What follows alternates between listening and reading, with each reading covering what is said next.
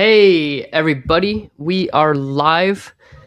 We have a special guest today. If you can't see already, we have David Hewish on the screen right now. Hello. David, I hear some screaming in the background. What's going on? Oh, that's just brothers being brothers. All right. So, we thought it'd be fun to go and look at some different videos of us. We're starting with us in the past just because we thought it'd be easy to react to, but we're just gonna listen to some old podcasts, the ones where we were featured, and kind of go deeper in our thinking. And yeah, let's get into it. But David, how are you? Just you're doing good. What's this Tuesday morning looking like for you? You're muted, or I can't hear you.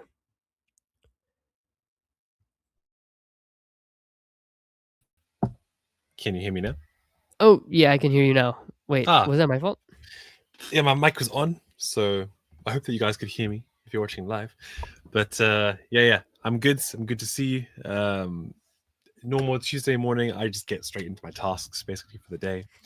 Normally with the coffee, but didn't make a coffee this time, so I'm not addicted to caffeine, so I can function. Yeah, looking forward to reacting to some old stuff. And I do remember listening to this podcast episode a while back when it came out. So yeah, I'm excited to dive back in. Okay, so let's see. This is gonna be a podcast with me. Um, gosh, what was going on through my head? So, is it there?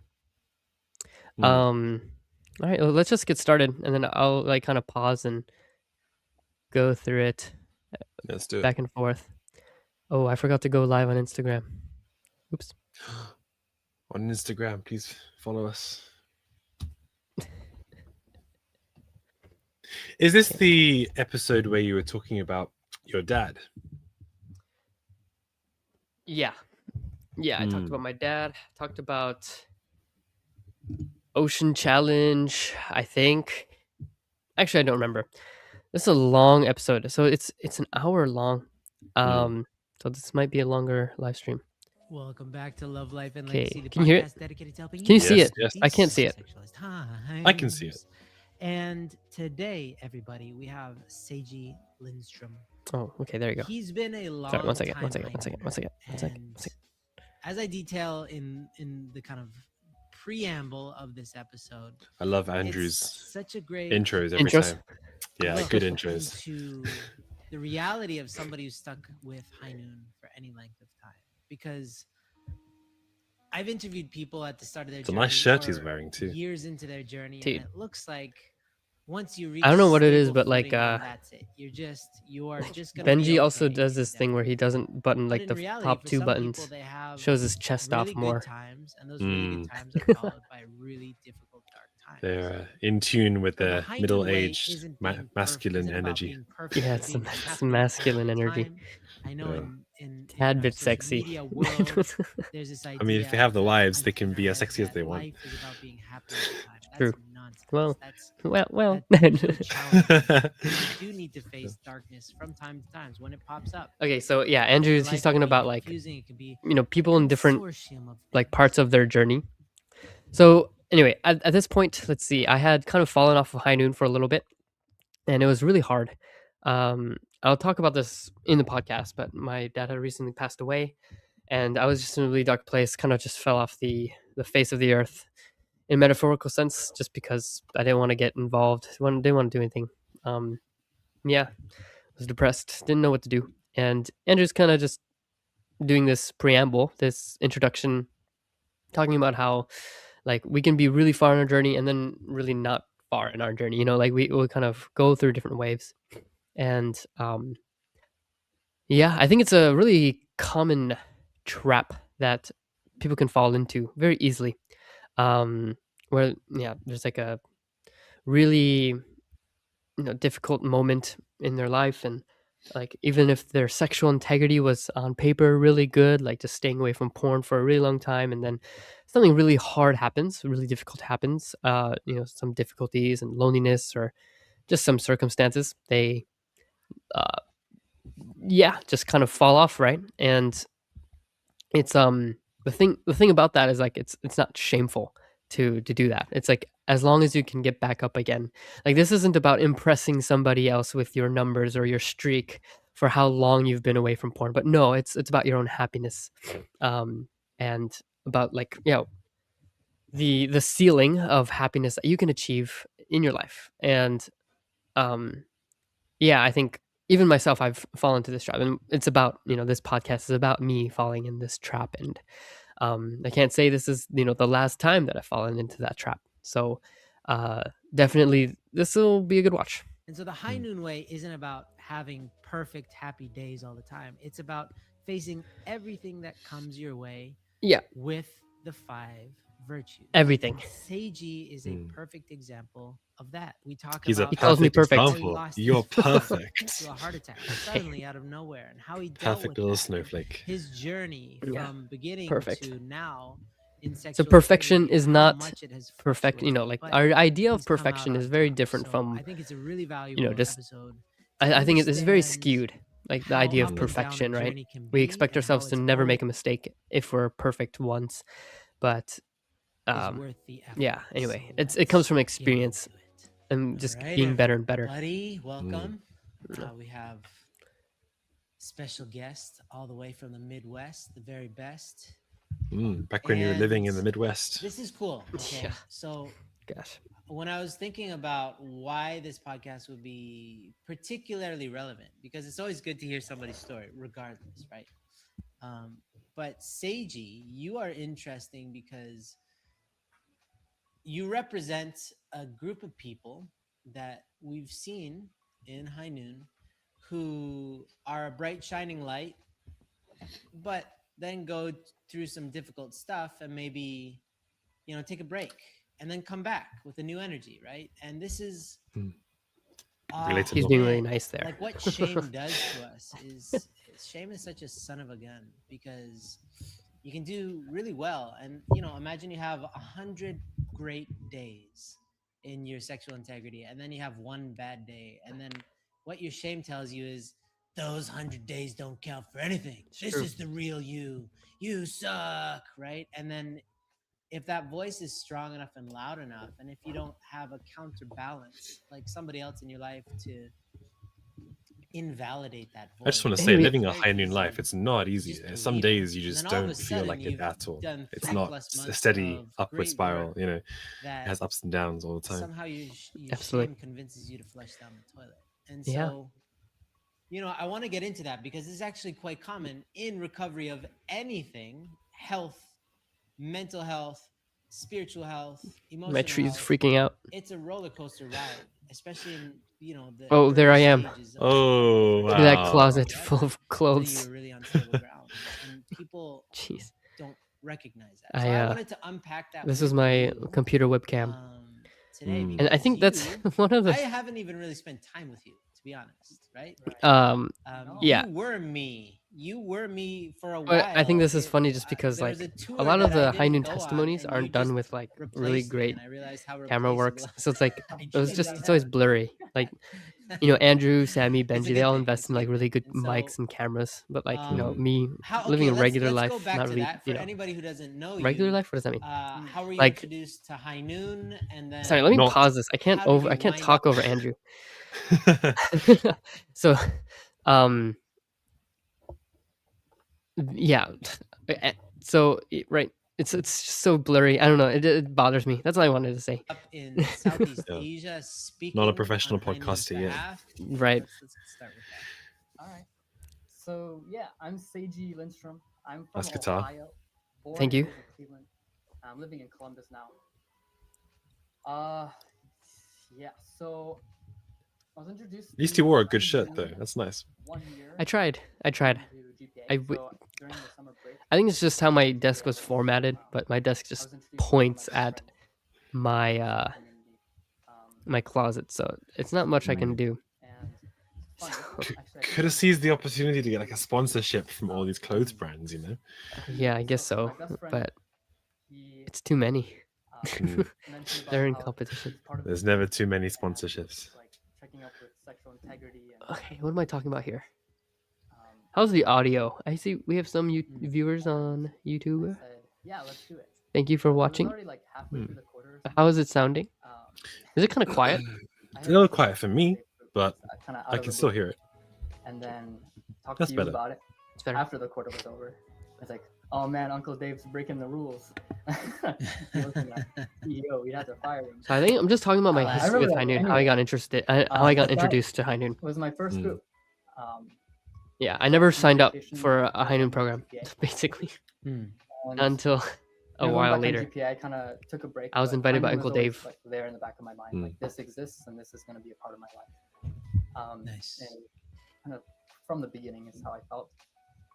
And Yeah. what does that mean? This like High Noon because Sammy's so cool and you just want to be around him, or this way We of all want to life? be around Sammy. Like what Let's is be the honest. this that you're referring to? Yeah, You don't want to be state around of Sammy? living. No, we It's all our want to be being around open, Sammy. honest, Oh, Let's okay, okay. all be vulnerable, honest. you know, like with the virtues of like receiving grace. Like I mean, He's a you know, funny that's- guy, but a lot of times the humor comes during at the a call, cost. it's a weekly experience.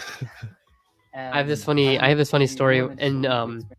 so every country has their own like, I don't know, myths around masturbation, like causes blindness. Like that's a big one in America, and I think I don't know about Europe, but like, oh, if you masturbate, like you'll go blind. Like that was a really popular like myth in like older days in America, like a decade ago, or like what Gen X, what Gen X were being told from their parents or stuff like that. But in the Philippines, it's really their myth is um, if you masturbate too much, you won't grow tall.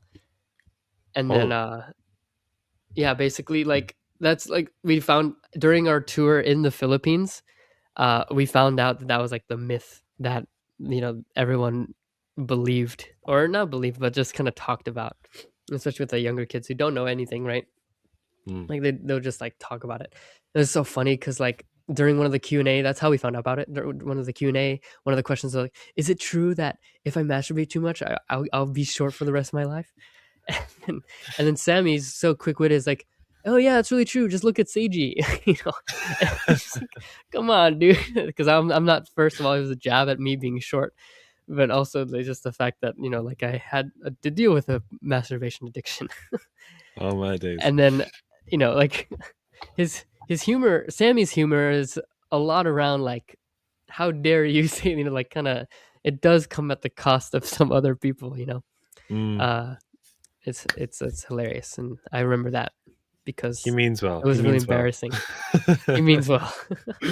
Sure. Yeah. And something you Okay. I can experience every on like being honest with someone more, but Mhm. there's always like these one or two things I wouldn't normally share with just people. Yeah, so I'm just kind of talking that And- High Noon gave me the environment, because in my life, people would ask me how I'm doing, and I wouldn't really give a genuine answer. I would just say, Yeah, my hey, journey yeah, that's, was, I'm doing good, or things are fine, but I wouldn't really talk about it. because I think one of the few things I didn't want to report to my commander was that I slipped up and Oh yeah, okay. So actually, right now, so I did GPA for 2 years. It's what, next gen missions now. But it was called GPA, Generation Peace Academy. Many of you probably heard of it. Anyway, it's a gap year program for America to do with our movement. And yeah, I did 2 years. And so my second year, sexual integrity, was fantastic because I reported every day to my commander. And the number one thing I did not report, or sorry, I did not want to report, and like honestly was like something that I felt was really heavy. Like if I wasn't honest, that would make a huge condition for Satan to work. So like I made it like an absolute for me to be honest during my reports. And that also like came with a lot of experiences, like just feeling much better after being completely honest. But one of the things that I just did not want to report was that I had a slip up with porn, or I watched porn during this condition, this fundraising time. And so it was really good. And I think it was also the consistent and constant actually connection I had with my commander, kind of the relationship we built up. It was really good during GPA. My really good, really solid during GPA.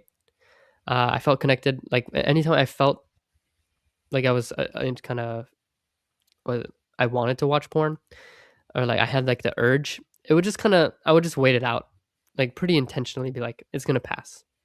And I felt like I had that kind of confidence mainly because I was connecting every day to my commander, or and I masturbate. had that absolute I think of it was like like honest, like not a absolute rule of fear, being but honest. something that drove me. Um, This I I think talk that was about it like right the now. first stage of like Did you have not anyone necessarily in your living in life high noon, before that but you would like share these things with really learning how as to a teenager growing up? see As a how teenager, detrimental that is to my spirit. Yeah, yeah, I think but it wouldn't happen yeah, very halfway through often, my but second I year, had or a few 2/3 friends through in the in our COVID-19 church, in our we were community, sent back home, that and it was a I was very able different to, time. yeah, we would have like deep talks, Um, 1 a.m., 2 a.m., 3 yeah, a.m., so until that late at night. that was when it got pretty We would, challenging in terms keep of like talking about sexual life, activity, and just being at I home think so those are much the or conversations I being value deeply. alone. Yeah, Mhm. I'm really grateful though. And very Um, stressed. So yeah, and then let's see. After the GPA year was over and I graduated, I reconnected with like High Noon staff, with Uncle Dave, um, and started being part of a group again. And it was kind of like on and off like that through Yeah, I joined time. Carp And then I did after like roughly a year and a half Las Vegas. of Carp in Las in Vegas. Las Vegas. There you go. And I experienced a real closeness with a brother there.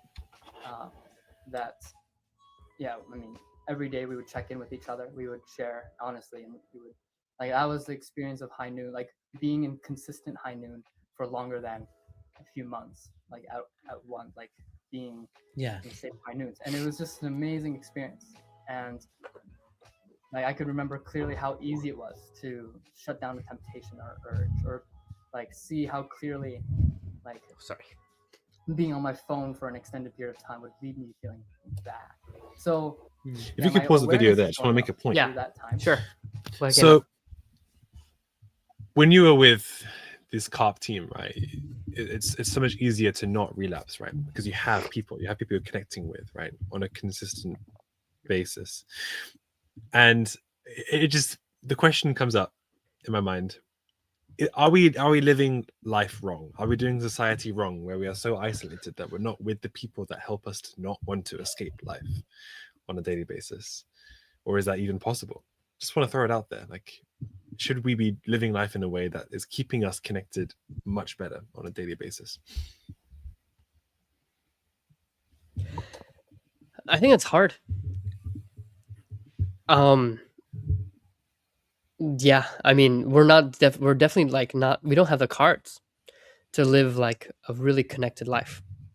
I mean, just the way that society is, COVID, like what happened after COVID, right? A lot of things that like, were normal back in the day, or like just like the overall fear of being outside or like just letting your kids play outside, right? Back in the day, I would just, I'm riding my bike to my friend's house. Okay, bye. Like that kind of like, that's it. I'm just, no, yeah, the boundaries are like higher. And so like, even with, I don't know, this is also a big point, but like how my wife is filming me for some she likes this. Uh, the, what was I talking about? Yeah, like in a lot of places, at least in America, I know Europe, it's typically a lot better, but um, like you need a car to get to places. Like if you don't have a car, it's very difficult to get from place to place, just because like cities are not so walkable, or like cities are walkable, but like suburban areas are not that great to walk around in. And like the urban sprawls that are very common in most of America, it's just not fun. So it's not safe to walk around. And so like you need a car. And so that's like one thing. There's a whole bunch of things that kind of add up to like making it more difficult to like be connected. Even with video calling and things like that. Like, geez, I just since graduating high school and like finishing, well, at least right now, like finishing college, um, yeah, like making friends is kind of hard outside of these environments. It takes a lot of effort. Um, there's this concept of having a third place. So like, there's work or there's school, and then you go home. And then there's a third place, a bar that people hang out at, or I don't know, maybe not a bar, but like, a place that you can go. For some people, it's the gym, right? Some people make friends at the gym. Some people, but like, actually, it's not so readily available. I can't even think of that many examples of a third place that people can go to, like maybe a cafe. But even then, it's getting more expensive. It's kind of like harder to get out and go. No one's Mm. just hanging out places other than their house. They'll make excuses like I'm tired, I'm drained, but like a lot of times it's they don't realize that they're just feeling empty and they need to get connection. Um, even if you're introverted or extroverted, I think there's some degree of like connection that feels really good. And what kind of connection that can be, maybe that depends on it. But I don't know. Uh, Mm. kind of to give my opinion about what you wanted to put out there with like to a degree, like are we living life wrong? It's yeah, I think we're not being set up in a way that's productive to counteracting this culture of like or this epidemic of loneliness. Mm. Like if people were really encouraged to live a life connected to other people, it would be so much easier to just connect with people, right? But now, like you walk past someone by the street, like do you say hello? Do you say good morning or good afternoon? Do you talk about the weather, right? At least where I am in Japan, like you don't approach people, like it's scary, like you're considered weird, or it's kind of like um yeah, like if you were to reach a approach somebody to say hey good morning or good afternoon, it's considered a little abnormal. And Mm. even though we need it, and even though it feels good, even though like that sense of connection, just the degree of, just saying hi to some people, or complimenting people, or I don't know, noticing them, you just kind of look forward and don't make eye contact a lot of the time because we're Mm. afraid of messing up or embarrassing ourselves. But um yeah, I don't think we're being set up in such a good way. Um, Right. I don't know. What made you want to kind of bring that up? Yeah, I was just thinking, we have so many people trying to unlock the code on how to free themselves from their bad habits, right? And we talk about how connection is the opposite of addiction, and we should really be promoting a life full of connection. But even if you live with a lot of people, sometimes you're not actually that connected with them. And I can say Yeah, that living in a house of 10 family members, and I'm the oldest of 8 kids, not every day is like a fun day. Not every day we feel that connected, right? So it can be easy to just isolate yourself, even when you're around people. Of course, with family, it's a little different because you're stuck with them your whole life, and obviously, you can either love them or hate them.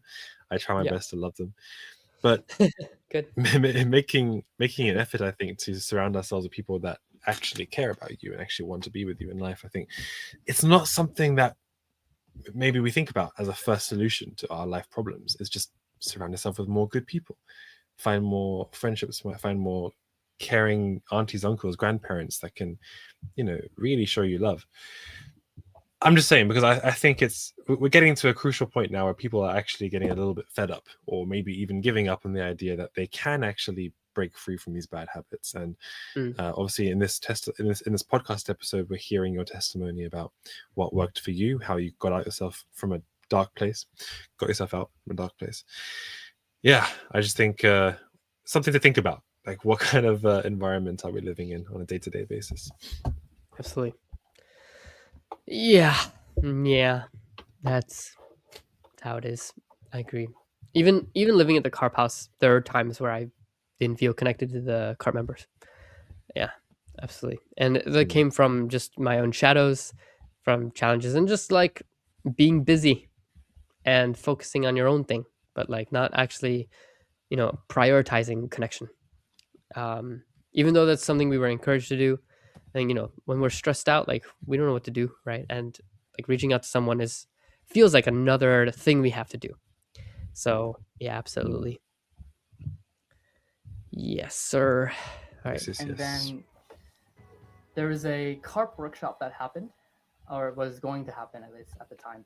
And Uncle Dave reached out to me and asked me if I wanted for to my give sniffling. my testimony. I'm still getting over a cold. And that was the first So, time no I worries. was It's not too going to annoying. share my public shame, or share my shame. Oh, okay, yeah, I'm talking about Um, the first time I gave my testimony. This wasn't That just sounds like terrible. Sharing was- my shame it was really publicly. scary because it wasn't just It was like hard. a group of people. Like I knew them. They were my first years, and that I would take care of on GPA, and the people that I worked with in CARP. Like these were people that I had some type of relationship with, either acquaintance or closeness, to like friends. Anyway, so it was really scary. And Benji spoke at that like mini workshop at the CARP, like mini high noon segment at the CARP workshop. And then I was one of two people who gave their testimony, and it was terrifying. It was exhilarating, and it was kind of the start of a new chapter, I guess, in my life. Because after that, after sharing my testimony, Uncle Dave reached out to me again, kind of asked me how it was, and then invited me to go on tour with him, Aunt Mitsue, and Sammy. He became your Gandalf figure. Come on an adventure with me. Super exciting. That's kind of. It was shocking. I was so excited. What's been happening? And then you went to Philippines, Malaysia, Thailand? No, Something not like that? Thailand. Okay. South Korea, mainly to meet up with a bunch of leaders, because the translations for Core of the Universe, the book, were like completed at that point. And Yes, Core of the Universe. Giving it out. Shout out to that book. More readily available to each church in this country. So shout out to South Korea, South Korea, just as a Yeah. country. Malaysia, and the Philippines. Just as a country. About a month. A week in each place. Yeah, I finally got to go to Malaysia a couple months ago to speak, and they were all like, "Oh, do you know Seiji?" And I was like, "Yo, I'm the boss here. What do you mean? Do Dude, I know? Does okay, hold on, Seiji going know to- me?" And I just Going to these that's hilarious. Going to these countries, dude, like being white or like just American or European, like just is automatically gives you like 100 points of coolness. It gives you an aura of 10,000 just because you're white. Or you're like going, because it's not normal, at least the areas that we visited, like, not many tourists are there. And to like be receiving something from a foreigner, it was really cool. Like, dude, I had no part in giving any. I gave my testimony once during these talks. Like each talk that was given, I would give my testimony, and I was still giving my autograph to like people who received the Core of the Universe books. They're like, "Oh, please sign, please sign." I'm like, I had nothing to do with this book. Like, what the heck? Like obviously Uncle Dave or Aunt Mitsue or Sammy, like they invested more. It felt like, and I was just support staff. I was just helping out. I was just a volunteer, and I was receiving so much. And like even at this point, like, it was hilarious how many times I had to give my signature in these books in Malaysia and Philippines. So it was really funny. Yeah. That is fun. just kidding. So You laid the groundwork. It was hilarious that they knew you so well. You left an indelible mark. I guess I did. On them, Yeah. in that community. So that's wild. So straight from. But I think it's just a high noon mark. It's not just one thing me. to It the could have been next, anybody. like, True, you true. Join a group. I get it with European you teenagers. experience freedom, liberation. You have this wonderful newfound spirit for fundraising or whatever in GPA. and then GPA gets canceled by COVID, and then you end up COVID. struggling Shout out. again, and Shout out. then later you go to a workshop and you give your testimony, and then later, Dude, right what a after, timeline we're Uncle living in. Dave Jeez. raptures Yeah. you to Life's Southeast changed a lot. Asia. So at that point, your sexual integrity is better. Like you bounce back after COVID. Yeah. After COVID was my years in carp, or my year and a half in carp. Okay. The tour happened at the end of 2022, and COVID 2020. So about 2 years. I mean, yeah, depending on, like, living in High Noon was, it got hard. It got ups and downs. There were many ups and downs. General trend was upward. There's, just as you guys talk about, like, growth isn't linear. Keep hearing that. It's kind of annoying, but it's so true. And yeah, so I would experience these. I think I said that to be funny. I didn't really believe it. Like, it's not that annoying. Where it would feel like I'd have a good streak, or I'd have a good, like, right. I mean, as you said earlier, like a good 100 days, and then like I would slip, and then it would get to the point where, like, I would just fall right back into my bad habits. Yeah. And like kind of seclude myself, and almost had to be pulled out by my accountability partner. Okay, I just I want to mention here. Mm. So yeah, I mean, like, I had a porn recovery journey that was very much kind of like what do I say? Like, I've always wanted to be good, but like there's just always something, like there's that hook that always kept me going back to porn masturbation. Like, no matter how many, I don't know what it felt like. Kind of, it feels like it's too long. Like, why am I not getting better? And I also feel less less important, less like kind of capable, less less value as like a person, because I was taking so long in this recovery journey. And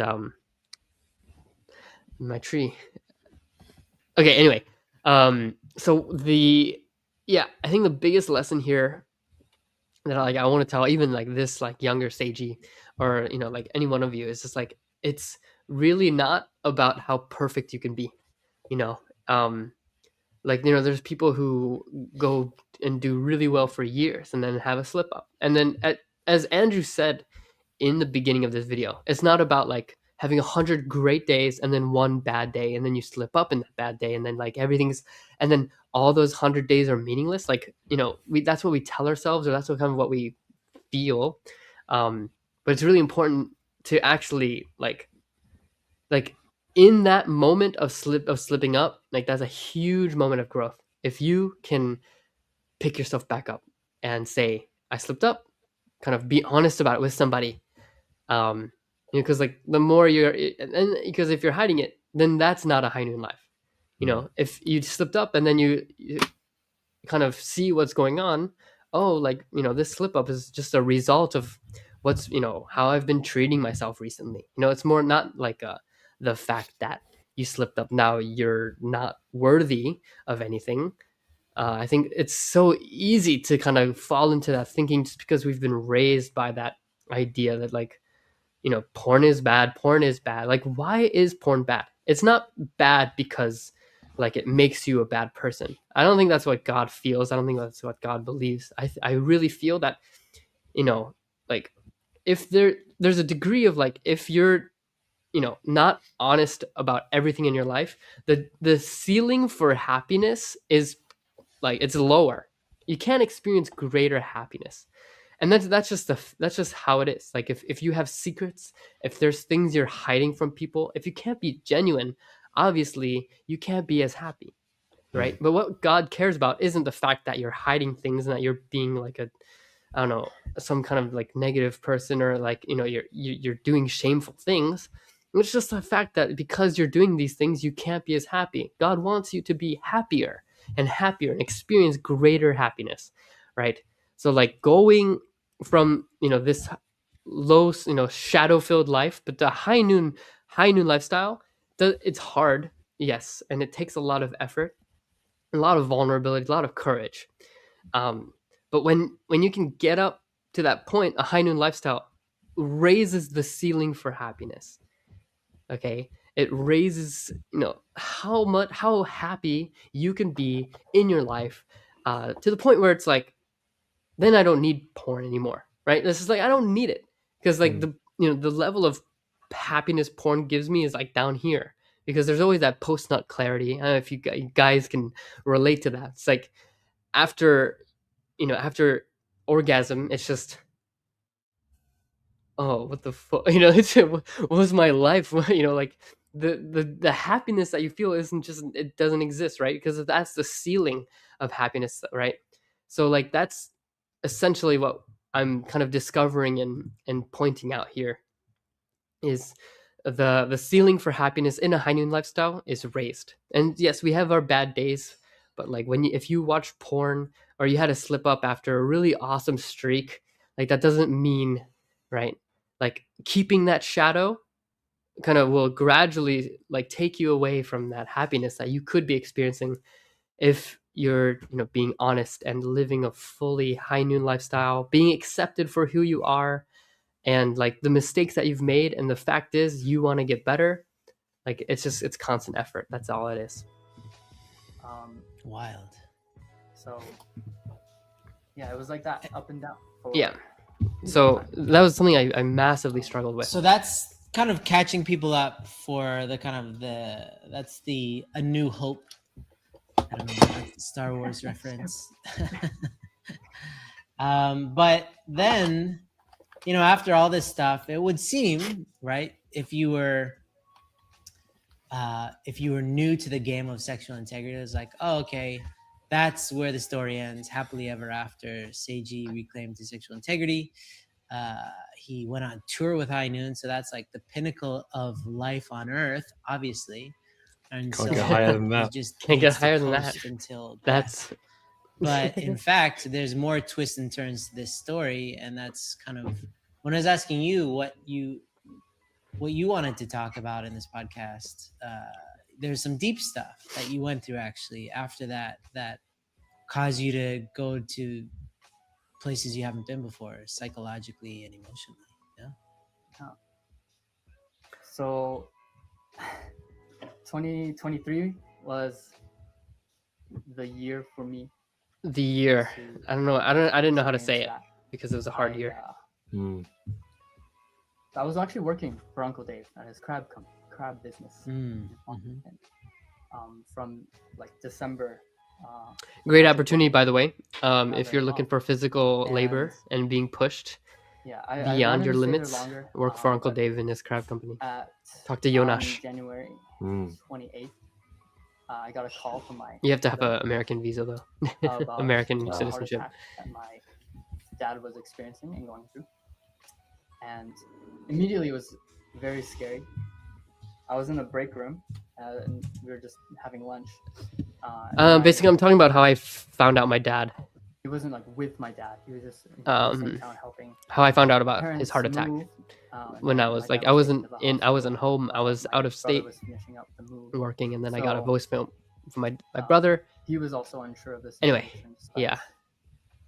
I go into kind of a lot of detail, and I don't think it's necessarily From too important. Like I that- don't, like I think you know what I mean? there's one overwhelming feeling that I had in my Just heart, reliving my it. soul, like Yeah. every part of me. I felt it was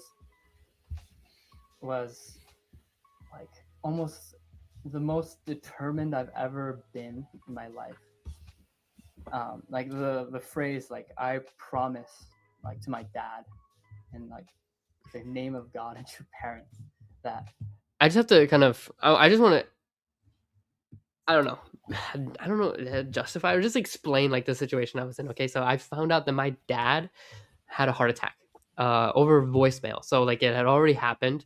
My brother, who I've never seen or heard cry before, was like his voice was quivering, and it's just like that's what I heard. I just heard he's still alive, but he had a pretty bad heart attack and he's in the ER right now. And yeah, thank you to Uncle Dave and Aunt Mitsue.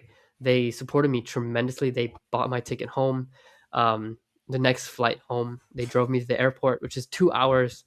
And it was a red-eye flight. Okay, so like just imagine driving 2 hours to the airport. Basically, just in my head, all I know is my dad, right, is in the hospital right now.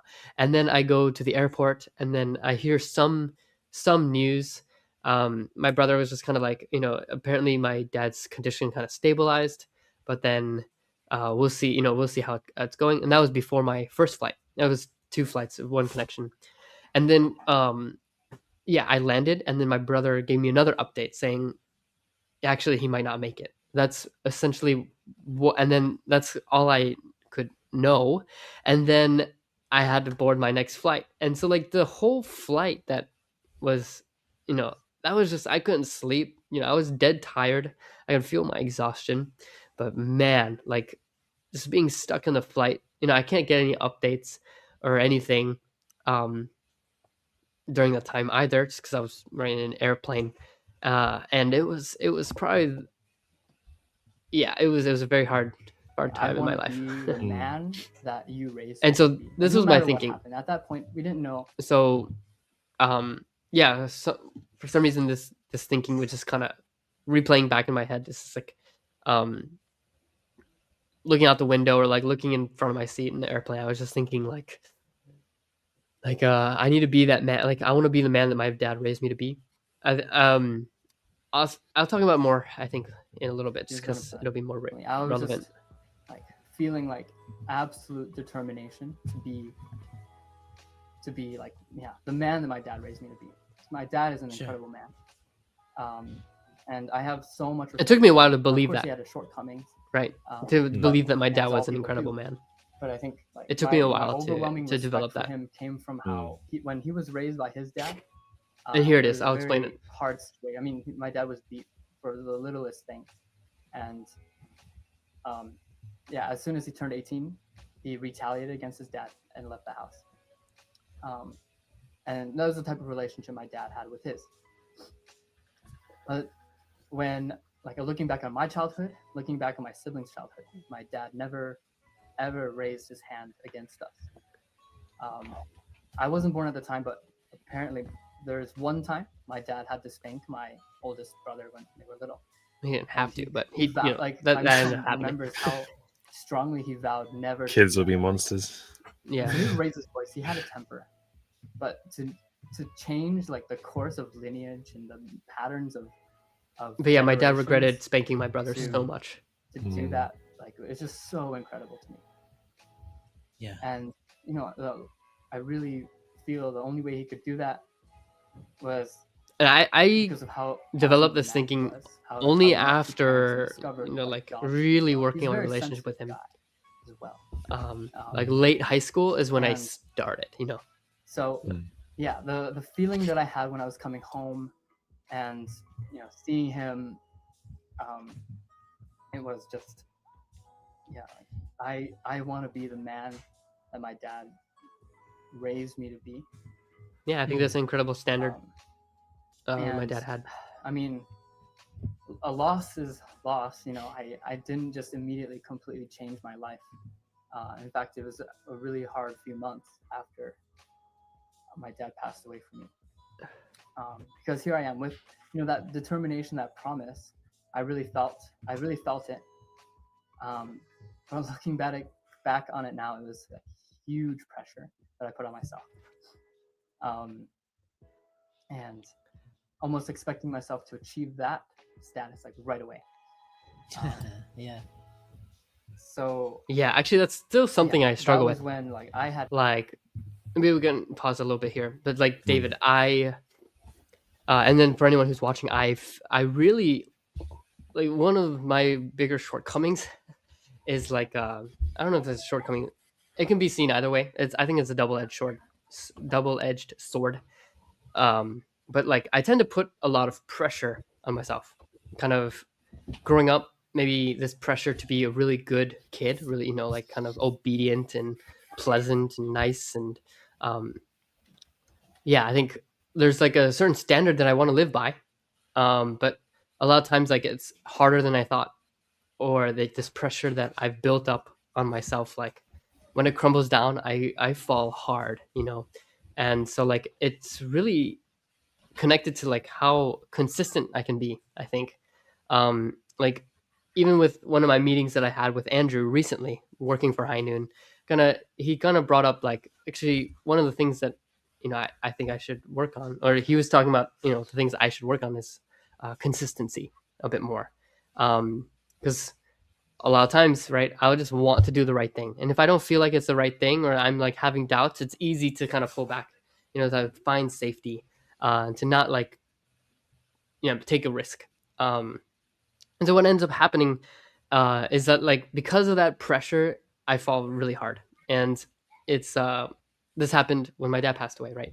Like a lot of the thinking that I had, it's like I want to be the man that my dad raised me to be. Like a lot of some part of that was also like porn addiction too. Like my porn addiction, like I'm over like my dad didn't raise me to watch porn. Like that's not like how he taught me. But to be frank, I don't think he really taught me how to kind of handle stress very well.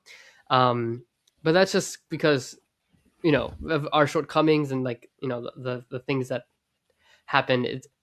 Anyway, it happened a lot differently, and so like the way that I learned how to handle stress ended up being through porn a lot of the time, and but that was part of my thinking, right? Like I have this huge pressure on me that I'm not going to watch porn. Like I don't want to, I don't want to do any of this anymore. I want to stand up for my dad. I want to be like, a really someone who works on himself, you know.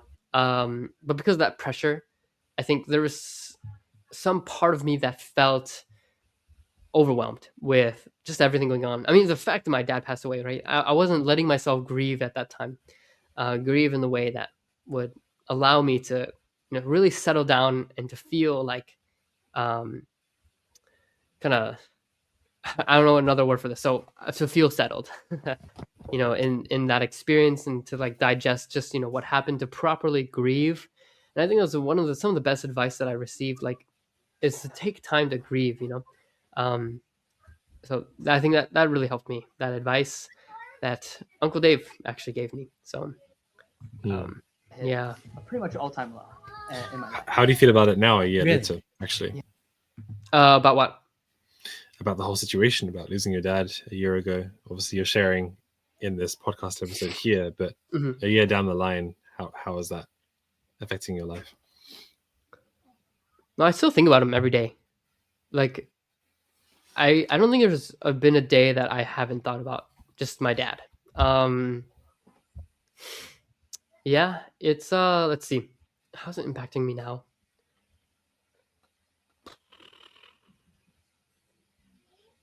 Yeah, well, so, I mean, I'm blessed now, and I think like that like that experience of me losing my dad and kind of finding clear like wait, hold on, let me think for a second. So yeah, I got matched and blessed. Now I think about my dad every day. I don't think there's a part of me that like feels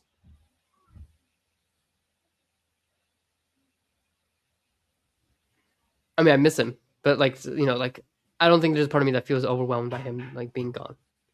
You know, I've accepted it and moved on.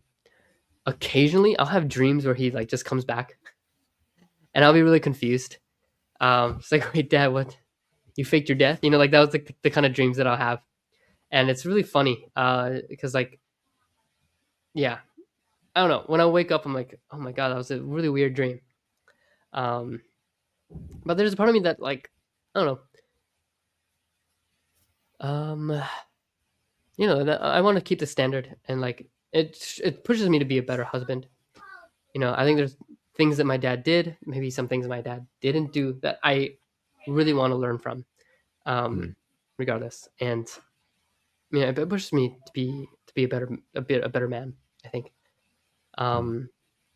Yeah. Also, I think the main point is that my dad's biggest success, I believe, um, maybe he's proud to hear this. Maybe he's not. Like maybe he wants me to notice something better. But what I kind of want to take away from his life is like how he changed the direction of like his family. You know, like he himself was beat as a child, and so as a father, he did not want to lay a hand on his children, and he wanted to especially love his wife like tremendously.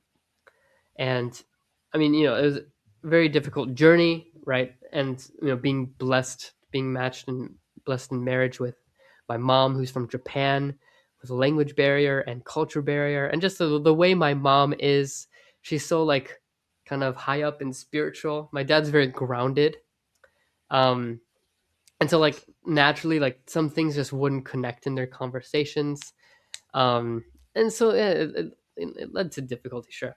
But in the end, right, my dad did his best to love my mom and did his best to love us. And he's had problems, sure, but I think just changed the direction of lineage that much, to not hit us. And then like, it's just not in our like it's not in my nature to hit my, you know, I mean I don't have kids yet, but like, you know, with my wife, you know, it's not my nature to hit, like to hit my nieces or nephews, right? Like occasionally, you know, sure, I've gotten my temper, you know, and I've had that like kind of rechecked, right? I have to check myself for that. Um, but like, you know, I've done that work earlier on than, you know, most people do, you know, when they find out they have a temper when they've like hit their kids already, but you know, but it's like I've had the opportunities and chances to work on that now. I think how I feel about it and how I'm like doing, I'm just tremendously grateful. I think that's bottom line. I think that's just what's going on here. Hmm. Yeah. Yep. A lot had to happen for that. Mhm. So I mean, oh, go ahead. so Well, because obviously there's the processing of all the emotions from your dad's passing, but then did making that determination just push you down further? Is that Yeah, what you're I saying? feel Like that pressure just was Yeah. too much; it broke you. I think there's two ways I could have applied that determination. I feel like the way that it was just such an intense period of time in my life that the emotions were just as intense. So that determination was so strong, and like I need to do this now, to the point where like if I didn't do it now, if I couldn't do it now, I'm a failure. Yeah, sure. Yeah. Versus allowing me to push to grow to that. I expected that on myself right away, and Yeah. I felt like a failure because I couldn't achieve it right away. So yeah, so I mean, being in grief, digesting the being in loss a of my dad, challenging and on top position, of that, I still feeling struggle of with being porn. a I think that was failure, like at that time that was it when was I cared the very least about my sexual in integrity. terms of like You know, I everything. just wanted to High feel noon sexual integrity, something better, and um, it was just so hard. So like just trying to be happy. I think it's worth pointing out that you might Yeah. be doing so well, but then life will hit you with hurdles, right? And Yeah. that's a moment where you'll want to escape the pain or the stress. And it's not always straightforward. I think what's really am I not sharing the sorry. But anyway, the yeah. So I don't want to make this sound like absolutely you're right, but it can be misinterpreted, right? This can what we're saying right now could be misinterpreted as a justification. Like if something hits you, you know, it's just okay, just watch porn. Like it severely like, you know, hurt me more, you know, to watch porn, you know, rather than it like prolonged the amount of growth or just kind of healing that I could have been experiencing.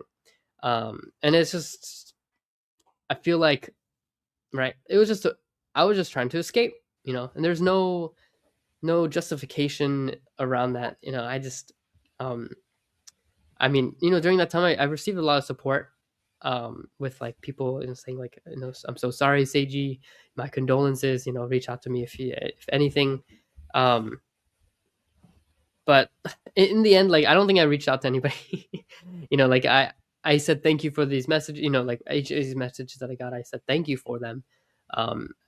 And but like, you know, I don't think I actually called so many people during that time.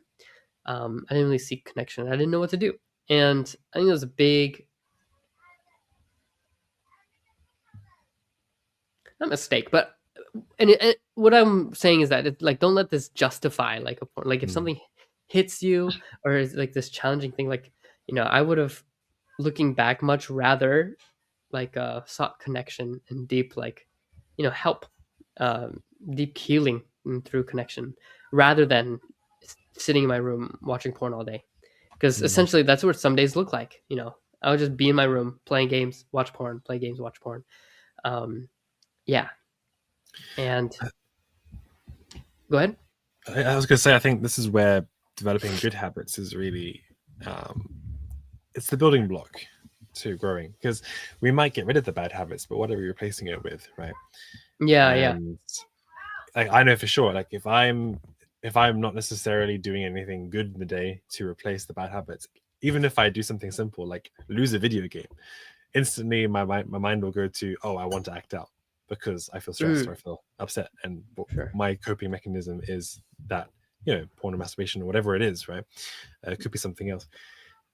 But if we're replacing it with something good, then that doesn't come as naturally. You might feel more natural, like you actually want to reach out to somebody, or you want to read some hundake, or help your mom make the dinner, or whatever it is, right? And I know this because what I beat myself up about more often is I can't help everybody. And I've had to learn that it's actually not my responsibility to help everybody. Only they can take the step towards growth, right? Of course, you can be there as a friend, but every single person needs to be able to come from within themselves, that motivation, that drive to want to change. You can't change them for them. And so I really feel like, even if life throws you a curveball, my condolences to Seiji, of course. And for anyone, if a parent passes away, that's not going to be easy to deal with. But if we have those good habits in place, I'm pretty sure we can build up that resilience to not have to fall back to those bad habits, that we can have something more substantial to help us get through those dark times. Yeah. Absolutely. Yeah. I mean, bad habits, right? Like, we call them bad, not because it makes us bad people, but because they don't really serve us, in the best way possible, like we think they do, but like, because the immediate feeling is better, but yeah, like the long game, it's not right. They're not good. So finding some habits, good habits, yeah, like really, like finding the emotional resilience to handle these, because life will happen, right? Like, death is a natural part of life, regardless, like, yeah, if you're alive, we can also die. And I think that's this one aspect. Condolences to anybody who's lost somebody, for sure. I get it. And I think one thing that I wish I had maybe developed more is like a better resilience to like these really challenging situations, right? To be able to stick with good habits even though something bad happened. I think it's huge. Huge part of life to be able to, come on, whatever. Trying to fix my tree. Anyway, resilience is a huge thing to be able to build up, and you know yeah, to let myself grieve rather than running away for so long, because that's what I wanted to do, and it didn't help me, it didn't serve me to do that. So absolutely, I think the more we can really face like the things that are going on in our life, I think the better changes we can make. So absolutely. And I wasn't talking to anyone either, which was probably one of the worst things I could have done. So yeah, I mean, after about a month and a half or so, 2 months, a friend had reached out to me kind of out of the blue and asked me how I was doing. And it meant a lot. Because then I was able to talk about how I was doing. And yeah, like this person, I love him a lot. And so he talked to me, and I forgot who this was. Gave me a goal to go to Oshu Challenge. Gosh. And that was actually really the best idea that they could have given me. Like, just to have something to work for Sure. Like I had a job and I It wasn't obviously Yeah. meant a lot to you at the trying time. to get anything. No, It was yeah, leaving me because feeling several people but reached out to me and they talked to me about to Ocean Challenge. canceling Mm. So late like night work, in this situation, I working just on didn't want to drop any so names. expensive. I don't know why. Um, I'm not like exposing them in any way. I think it was Tatsu. to He's a friend from Carl. push Mm. myself towards something and look forward to something gave me a huge boost. Yeah. And then that's when I also said yes to Robert to facilitate a group as well. Granted, like I wasn't in the best spot to facilitate, but like I knew that putting myself in a position to like To serve. be in a little bit of responsibility would Yeah. also help, and then get more connected to High Noon again. Dude, actually that's huge. So right, I said like to be in a position to serve, or I said serve, but like to be in a position of responsibility, especially when you're like you feel like you're completely empty. I've found, at least in my experience and just maybe my upbringing, like being asked to give more, or like even just I had been receiving so much actually, but like even then, even though I was receiving so much, I still felt stagnant. And I think there's a part of me that's like I wasn't really being pushed to give. I had no way to give. um and so like that was a huge part. It was becoming a facilitator for Ascend, I believe. It was huge because it put me into a position to give, and that is, I think, a huge opportunity. Because if we're asked to give, like, a position of responsibility, it's so unattractive. But I'm telling you, it tremendously, like, it made me look at myself, and it made me, yeah, give in a situation where I feel like I couldn't. And it was actually really beneficial for me.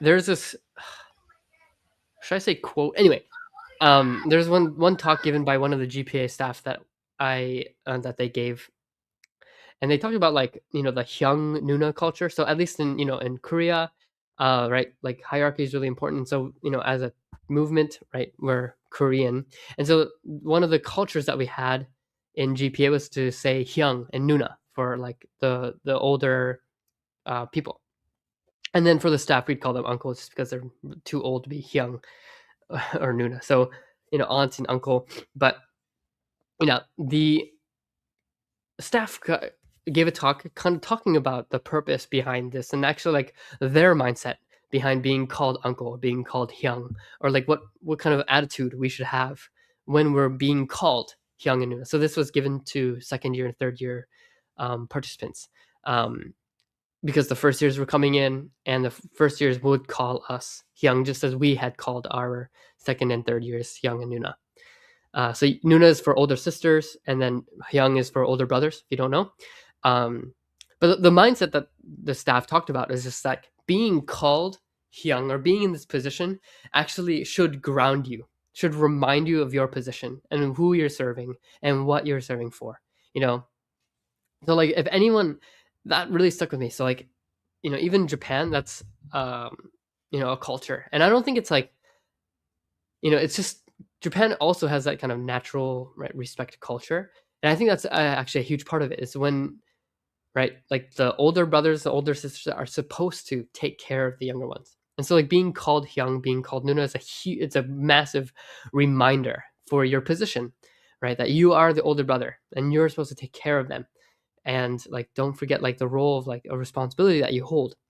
And I think in some ways it could be a lot of pressure, but I didn't see that as that.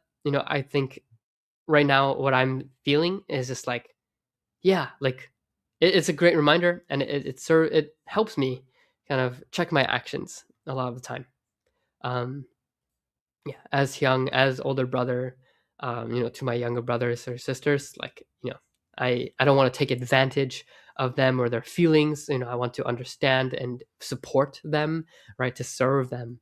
um I think, like, right, live for the sake of others is such a big culture in our movement, but I think like being reminded of our position, like, you know I think it's really tragic, but there's a lot of leaders globally, but sometimes in our movement, where they feel like they should be served because they're in a leadership position.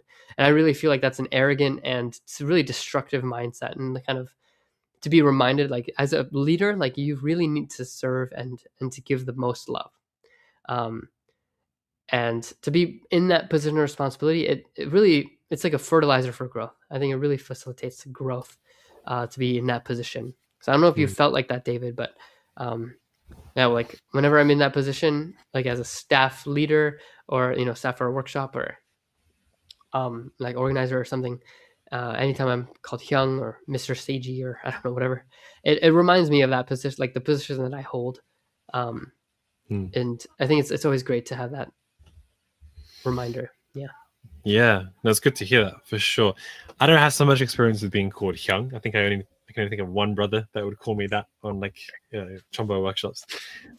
But yeah, no, I totally agree. If you have something which is a higher purpose than yourself, something which is giving to others, you're not just thinking about you and your problems, you're thinking about something even more beautiful, even more meaningful, which is other people's lives and how you can take care of them. And even if you're not in the best position yourself, even if your life is going through Exactly. a time, Yeah. it gives you that drive to do something more.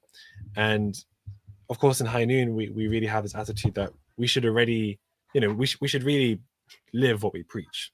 We can't be hypocritical and go, oh, you should do this, when you yourself are, not living a life of. It's true. And that's something which I've struggled with in kind of recent years, is like being in a position of responsibility when my sexual integrity was not in the best place, and having to figure that out, how to receive support and receive healing. And that's been my journey in recent years, is asking for more help, learning how to ask for help. But 100%, when you're in that position where you're thinking about more than just yourself, it gives you something to live for every day. You're reminded of your responsibilities. I think people should go out and get more responsibility. It's a great way to change your attitude towards life. Yeah, I couldn't agree with more. I think like even the moments where even I've relate to that, David, like feeling hypocritical, feeling like I'm not living up to the standard of High Noon, even though I'm a staff, right? And there's like these little shadows that come up, but it's like in those moments, like what does that hypocritical, that feeling, what is that doing inside of us? What's happening, right? It makes us feel less worthy. It makes us feel like we're not enough, and then our standard lowers, right?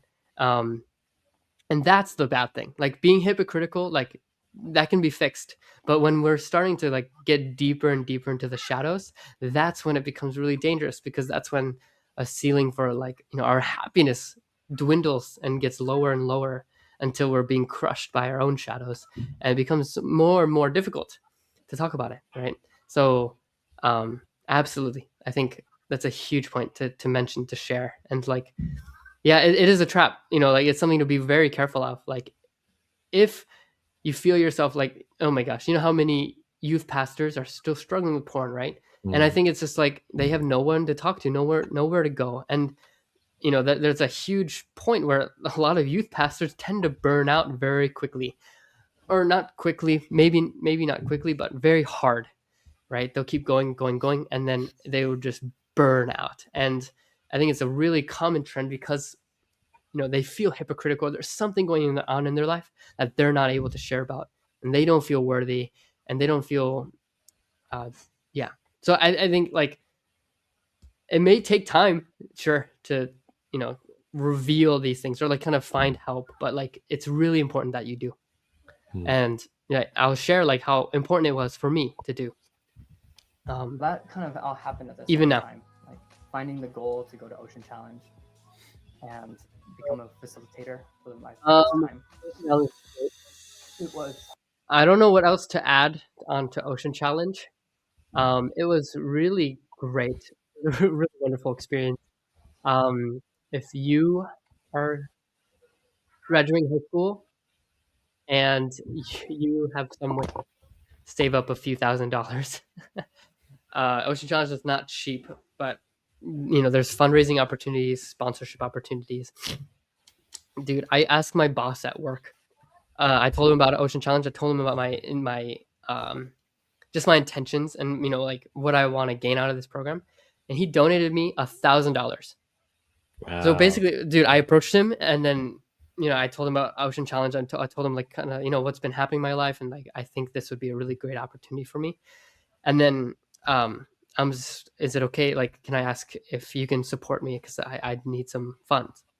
I'm basic fundraising. Okay, I think I worded it a lot better than that, but essentially he was like, "Oh yeah, okay. I know we donate so many, to so many things each year. Um, so I don't know how much we can help, but I really like your passion, and it sounds like a really great program. So I'll get back to you on that." And then he walks off because he owns the store that I worked at, and so like he was just kind of browsing through the store, and then I was just like, "Oh man, like it, it probably didn't go like because of his response, right? It's like, oh, it didn't really go so well, like no way."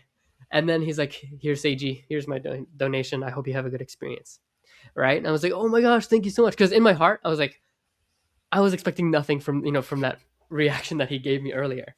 I was like, "Oh wow, thank you so much." And then he folded the check, so I opened it.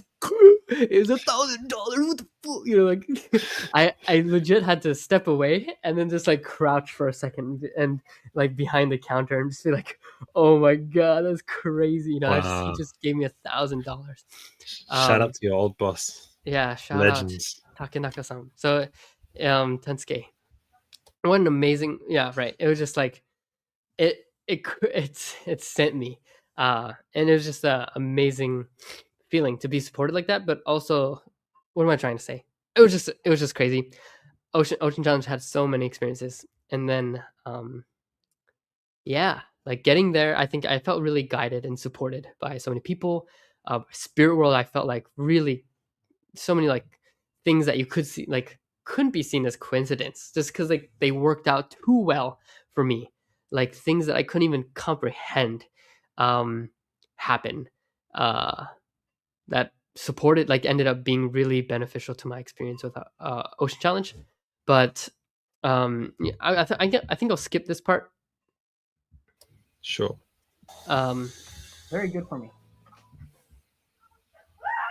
The Ocean Challenge was life changing. And it wasn't necessarily Ocean Challenge. Shout out to Ocean Challenge, right? Nothing against you.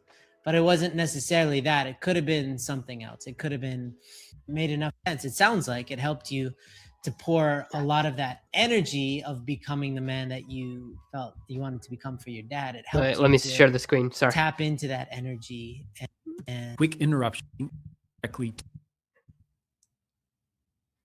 the second half of that sentence could have gone either way. You have this way of speaking that makes me want to kill you. Second, Like summarize and At That's funny. highnoon.org/challenge. and you just have this Just way out of of no words context, and let's just way go of for that. speaking Yeah, let me to like summarize and frame it in like such a beautiful way. okay. The second half of that sentence could have gone either way. You have this way of speaking that makes me want to kill you.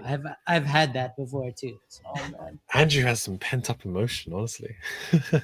No, okay, so what just happened there is like the way that I spoke in that sentence, it's like, Andrew, you have this way of speaking that like the tone wasn't so clear. Like it wasn't, was it going to be a positive comment or a negative comment, Mhm. And then I ended up saying something positive, and he's like, "Oh, okay."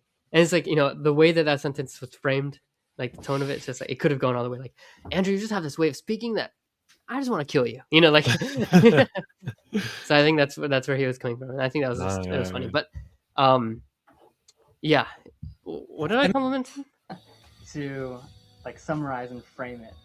Yeah, Oh man. well, because it's funny, but the experiences that Andrew's had, like he's given high noon talks at college campuses before, for Carp Las Vegas, their campus talk event, and so sexual integrity is one thing, one of the topics they invited him to give, and he was met with some crazy resistance, like really like heated debated people that were justifying porn use like tremendously, and it was just yeah, he's had those experiences. Like he faced some pretty severe persecution in the past, and so like he's kind of ready for the he's prepared for the worst, but like hoping for the best, kind of thing. So like I can see where he's coming I'm from. just trying to But yeah, to kind of summarize my Ocean Challenge experience, Ocean Challenge, it was really good. I did not know what I wanted, so just kind of straightforward. I had spent so much energy and time like figuring out like my intentions and my goals. I'm like, I mean, my friend recommended me to go to Ocean Challenge, and I know they had a good experience, but like, what kind of experience can I ask for? Just a lot of these kind of questions that maybe benefited me, maybe didn't. They led me nowhere, and I didn't know what I was asking for. I was just kind of like, my dad just passed away, but I don't know what exactly I'm trying to like look for out of this experience, like some kind of healing, I guess, maybe. So, um, inevitably, I was hoping for some kind of big fish experience, if you will. So this big fish experience was like, if I can catch the biggest fish on the program, or if I can catch a really big fish, just I don't know, in Alaska, I can believe that God is with me, or I will believe that my dad is with me. That kind of like, okay, big fish experience, like in the end. And then, okay, so this is one thing I learned pretty early on, but like when you're fishing, in the end, you have very little control about the fish you catch, right? Like you can, you can stop your boat in the right spot. You can have a really nice lure, right? A really nice rod. Um, Maybe a fish line, can bear a lot of a decent amount of weight. Um, yeah, okay. But there's so many fish in the sea, so like even if you're stopping in the best spot possible, there's a huge school of fish, or there's lots of fish underneath the boat, and you're fishing, and you're like making you're jigging, you're like moving the rod up and down to like make the lure kind of bounce up and down to make it more attractive. You can do all these things, and in the end, you can't see, I want that fish, that one's going to catch, right? You can just keep fishing and eventually hope for the best, because that's all the control that you have. You have very little control over what fish you're going to catch. And so like in my head, I kind of inevitably wanted to, like, I'm going to let this go, let go, and let God, and it ended up being a really positive experience for me, and not in the way that was like all positive. um So I never caught that big fish, actually. I only caught most mediocre average fish. I think I caught one salmon, but that was on like a free day, not counted towards anything. But like during and that was really fun. Um, but let's see, yeah, during the competition days, I caught no significant fish. I caught like just the most common fish and the most mediocre size. I didn't contribute to my team at all with the fish that I caught. I feel like I've talked about this before on the podcast, and oh, wait, I did technically. I'm just explaining it, but also on a live stream in the past. But I didn't catch any fish, and yeah, it was the last day of fishing, last experience on the boats, and it was a competition, and they were like counting down, and I was like fishing for my life. Like I mentioned, you have so little control, but I'm doing all I can do, but eventually no fish came. And what was the worst part? What was the worst part about it is I was on one side of the boat, and on the other side of the boat, people are catching some massive fish in the last 10 minutes. And it was just like, everyone's like screaming and yelling, like, oh my gosh, it's such a huge fish. Dude, this is definitely going to be a winner for the competition, right? I'm hearing that in the back of the boat. I'm on the front of the boat. I'm just like, why isn't any fish coming to me? And then and then the competition was over, and I caught nothing significant for my team, and I was just so devastated, right? I just couldn't like I was just like heartbroken, because I was hoping for this big fish experience. I was like desperate for it, right? Um, I was actually one of the people who like kind of could understand what happens on the boat and like kind of do my due diligence, and actually really like support other people with tying lines, tying the fish line through the lure and making sure everything's good, setting up the boat. Like I was actually pretty good at that. I had a good sense for it. And like I was like doing all these extra things, couldn't catch this big fish, and I was heartbroken. So on the ride back to the docks, I was just like reflecting, and I was just feeling sad. I was feeling pity. I was for myself, I was just like, what was this experience, And in the end, I kind of just got quiet. I was crying a little bit. I was so severely disappointed. And I was just reflecting on this whole experience of Alaska, of Ocean Challenge, and I realized, like, I had been so serious about fishing, and I had had so much fun in Alaska. Like, truthfully, like, even though I wasn't catching this big fish, it wasn't really about that. Like, I was actually having a lot of fun, being with people, people who are also wanting to have an experience, finding time like away from home, going to Alaska, kind of, finding some internal experience on the ocean, doing some amazingly beautiful hikes in Alaska. Like, Alaska in the summer is not just like cool, but it's like when it's sunny and it's beautiful, it's just so lush and green, and the water is just so blue. And I was just thinking about these like past experiences that I had. I was like, wow, Alaska was such a good experience. And it made me realize, like, the love that I was looking for inside that big fish experience, it wasn't going to be there at all. No, the love was like throughout the entire time, through this entire experience. There were tidbits here and there where I could experience love and beauty and connection, right? And like the yeah, like when I realized that, I was just like, dude, like God's love isn't in just some beautiful, like one time gracious experience, but it's like sprinkled throughout the entire time. Mm. And through that, like, just realization, I just started crying even more. And I was just like feeling just tremendous amount of gratitude and love, be through the beauty, because I had been so serious about fishing and I had enjoyed it so much. Like, actually, my dad enjoyed fishing, and like because I knew that, I would like kind of mentally and spiritually like invite my dad, like, Dad, I want you to come fishing with me. I'm fishing in Alaska. Like, this is so exciting. Like, Dad, please, like, join me spiritually, be here with me. And like, I didn't have any like dumbfounded spiritual experience where I felt like my dad's hand on my shoulder. I didn't experience anything like that. But like in the end, like just knowing that I could invite my dad in these experiences, like that filled my heart tremendously, with like gratitude and grace. And like that the fact that I could invite my dad in this experience, and I can invite God into this experience, it was wonderfully beautiful, and it was life changing, because like, yeah, it was life changing in the sense that I don't want to look for these massive experiences and like, and kind of like settle for like just this one time experience is all I need to believe in God, or this is my one time experience for me to believe that I'm loved. But it's like really like day to day, moment to moment, realizing God's love, like realizing happiness, and like finding the moments of joy. Like, that's where happiness is. That's where God is. That's where love can be found. And if I can find these little speckles of love, like that can make life worth it. So, um, Mm.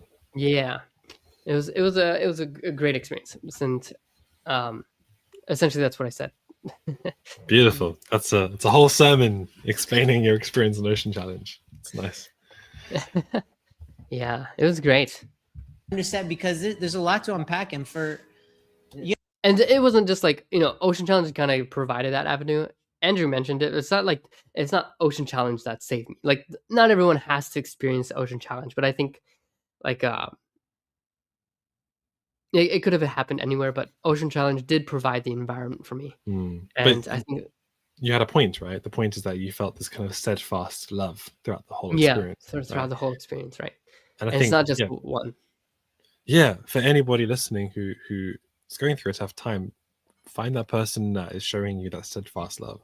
It's not going to always be cinematic every time. I mean, obviously, I have experienced those times when I'm bawling my eyes out, and then a family member or a friend is there for me, and they're like, "Hey, I'll help you," and it's like really cinematic, But it's not always going to be like that. Sometimes it's just that one person, that one friend that will respond to your texts every week, or they actually reach out to ask you how you're doing, or that one parent that just gives you a tap on the shoulder every morning, says good morning. These simple acts of love. God is always trying to show us love. I just think that we're quite blind to it. We're quite blind. We need to open our eyes and just see that actually there's a god who created this whole universe that would dedicate every ounce of her energy to just making sure that you know on a daily basis that you are loved. So why worry? Why feel alone? It's not because life is horrible or life is bad. Yes, there's evil out there, but we're just not looking. We're not looking for those little nuggets of love that is always there. So it's cool to hear your experience in Ocean Challenge, that realization you had. I think that could actually inspire a lot of people just to open their eyes and look for those little signs. Yeah. Oh, you're on mute, Seiji.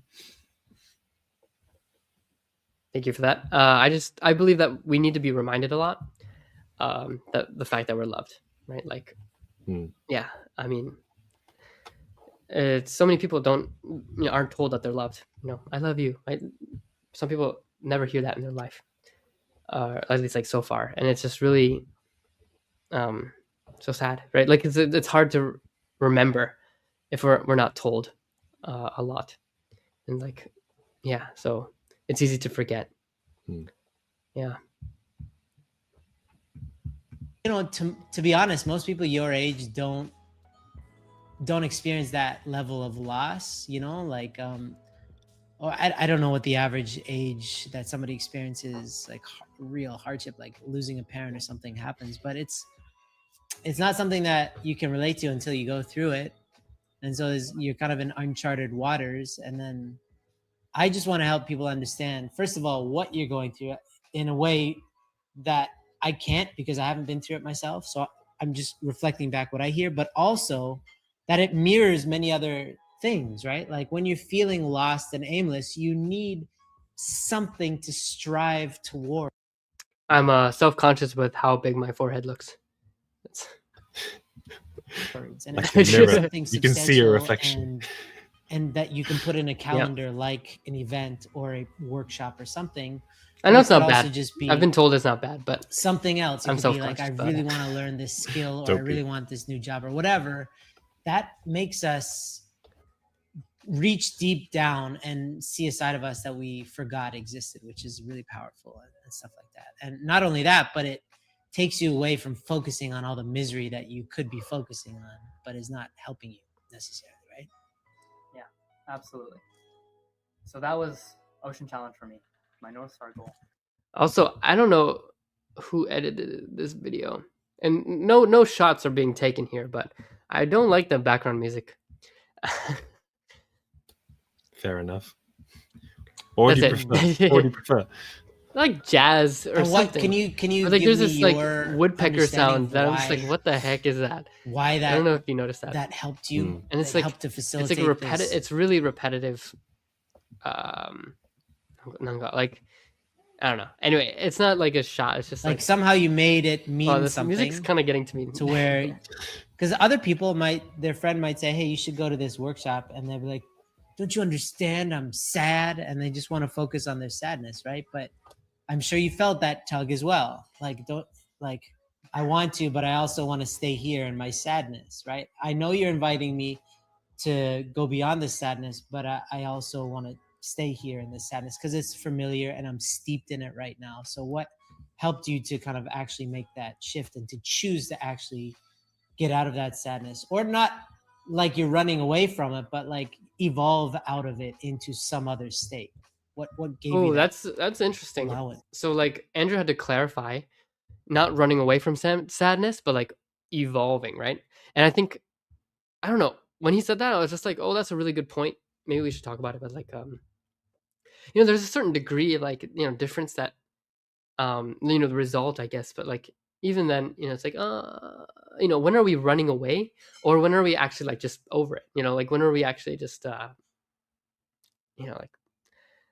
overcame the sadness, or like actually dealt with it, and then like I think there is a line, and it might be a pretty thick bolded line, it might be pretty thin, but yeah, he asked me like, well, how did I evolve out of the sadness, and then he had to clarify, like, not run away from it, but like, how did you actually evolve? Because I think a lot of time it can be really confusing. Like, we've run away for so long that we kind of get used to it, and when we're used to it, of running away for so long, we feel like we're over it, but that baggage still on us, that pain is still on us, right? Those shadows are still in us, and it impacts our way of thinking. Right.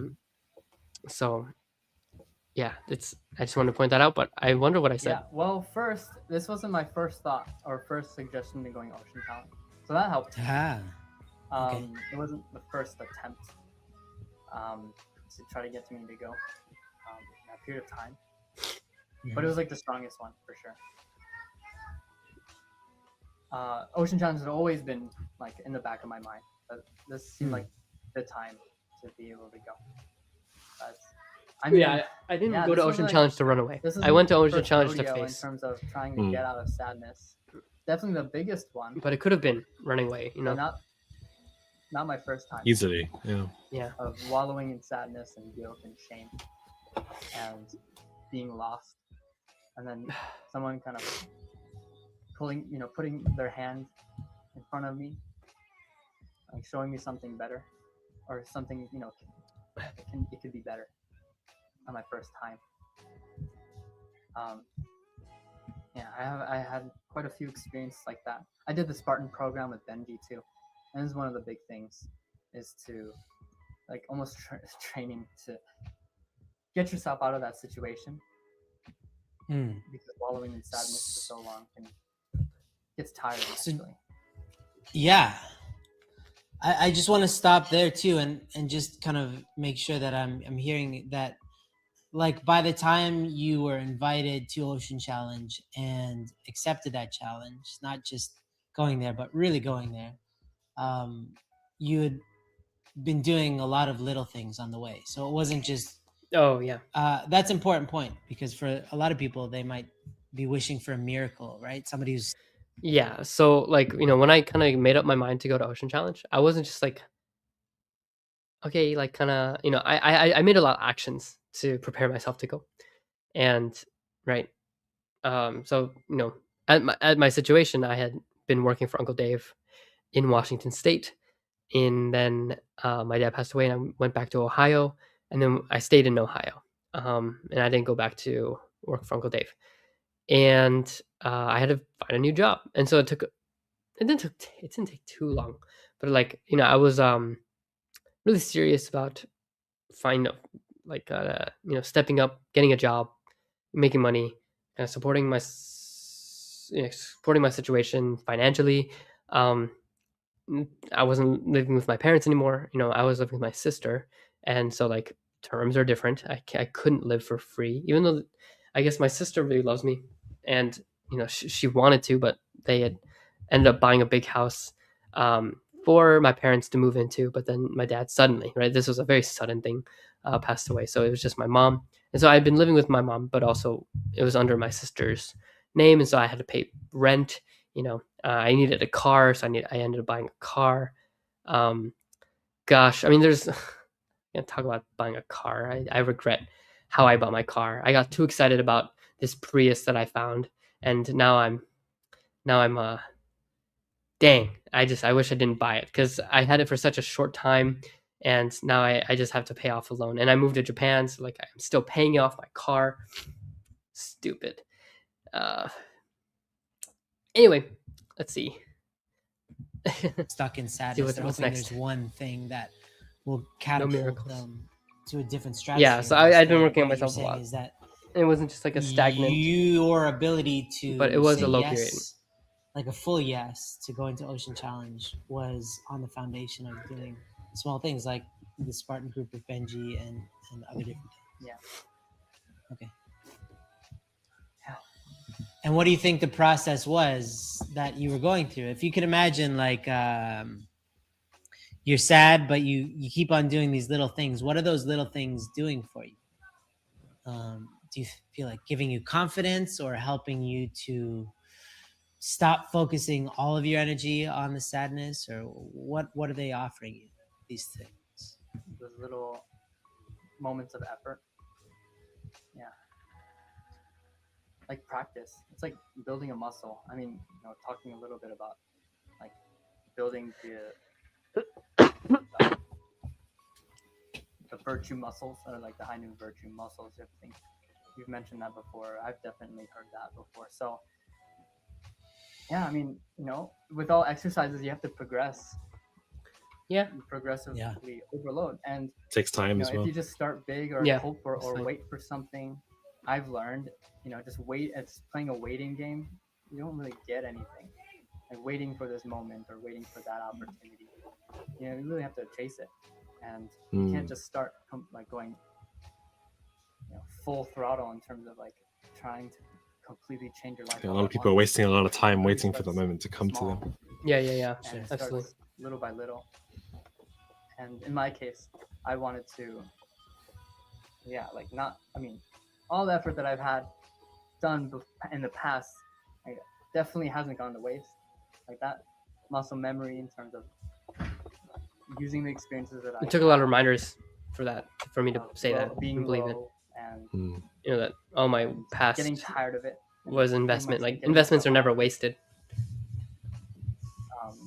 And then especially seeing an opportunity and taking it, not just like you hoping the opportunity does something for me, but using the opportunity when it comes has allowed me to better recognize the opportunities that come.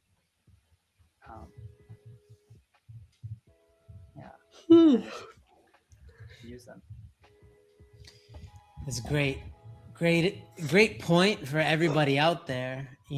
That absolutely, if you expect, especially when anybody first joins Ascend, I think that it's just a matter of joining a group and putting in, maybe 3 months, and then Oh my gosh! I want to mention this. Yep. I think 90% of people who do Ascend don't try hard enough, or like they don't make it a priority enough.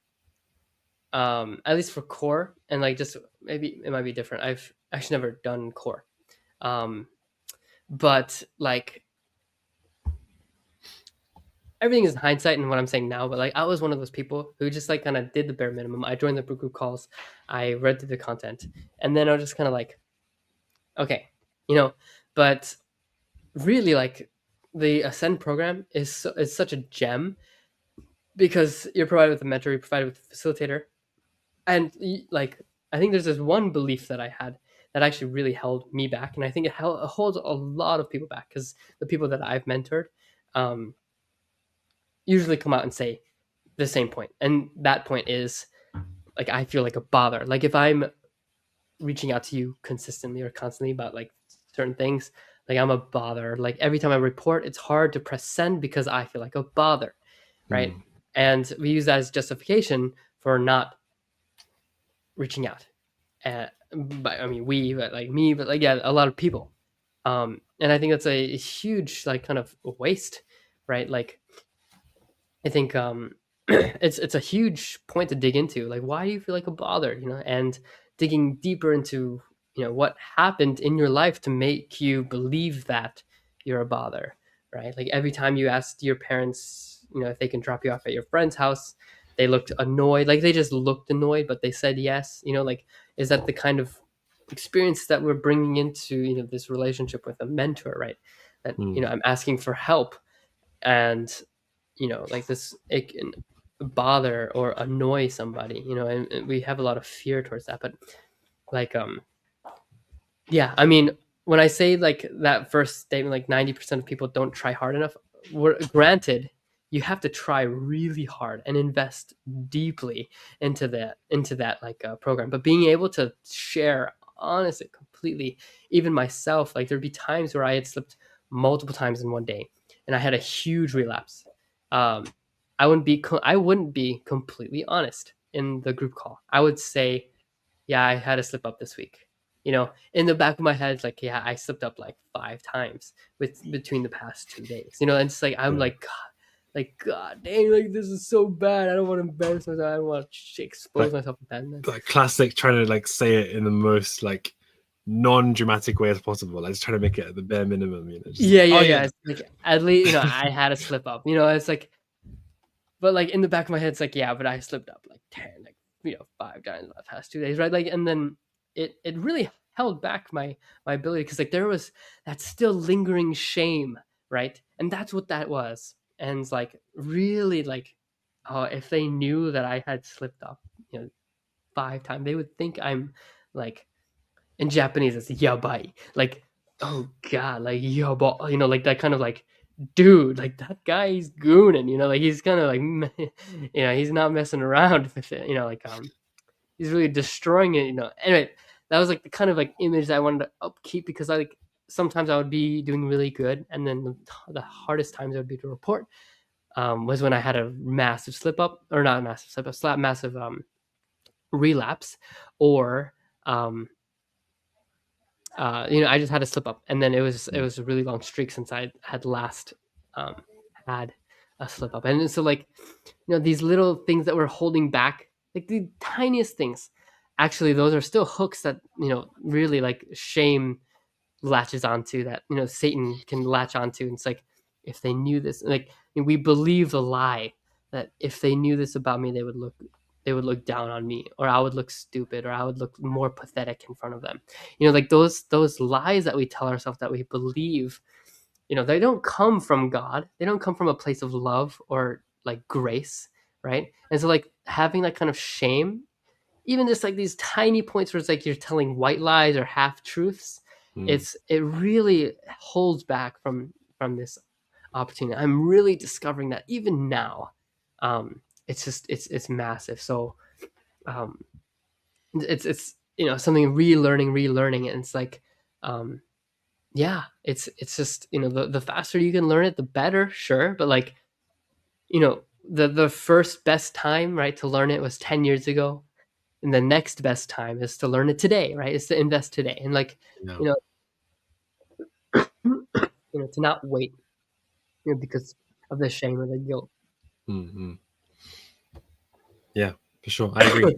I was that Ascend participant 3 years ago that just didn't really want to be there. And I mean, I wanted to be there, but I felt so uncomfortable. I didn't really want to share with my facilitator anything. And now I can really, I've had to train myself to empathize more with new participants that join core as well, because I've got to the point where working for High Noon, it's second nature for me to just share openly about my shadows and my shame, and to talk with confidence about it as well, because I have that resolve. I want to work on it. And then you have those other people that join a program for the first time, and they really, you can tell that they're really struggling to do that, or they're not putting in 100%. They're maybe putting in 10% or 50%.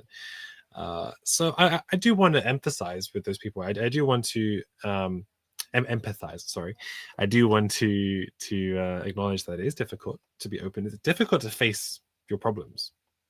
Full stop. Like, it is difficult, but are we really doing enough? I totally agree with your point, Seiji. People can put in way more effort if they're serious about their growth. Maybe we just need to help them a bit more. Make it a bit easier. Show them the way. Because I mean, I've seen tremendous change in people who've put in that effort.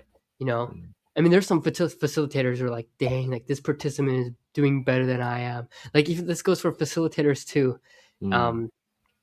Yeah, so I've seen some pretty tremendous change, and I've seen cases where, no, never mind. I'm like, there's a participant who looks like they're doing a lot actually, but they're still holding back, and I know it because like the conversations that we have, and participant I know I'm mentoring him. He still holds back from our conversations, and like kind of he's still finding himself in the same loop. And it's like a huge, and he just deeply needs to work on his like trust, and like and these things. So like and what I'm saying is, yeah, it's good. Yeah, it's good to invest. Okay, let's see. I don't know what else do we talk about in this podcast. All their problems go away. That yeah, if you squat 1,000 pounds on your first go, you're gonna pop your knees and break your back. You're just gonna ruin your body. And if you just sit there and wonder what it's like to squat a huge amount of weight, let's say 1,000 pounds, nothing changes, right? It's the progression of adding more weight and more weight, right, and allowing your muscles to go through the ability to tear and grow back stronger. And so oh, my mom comes in here. That's a huge one, again, because your situation isn't necessarily 100% unique to you in terms of like losing a parent in such a tragic and sudden way. But we've all experienced pain in some way, shape, or form, and it's very easy to dwell in that. It's important to process it, right? To acknowledge sadness and all this, but Yeah.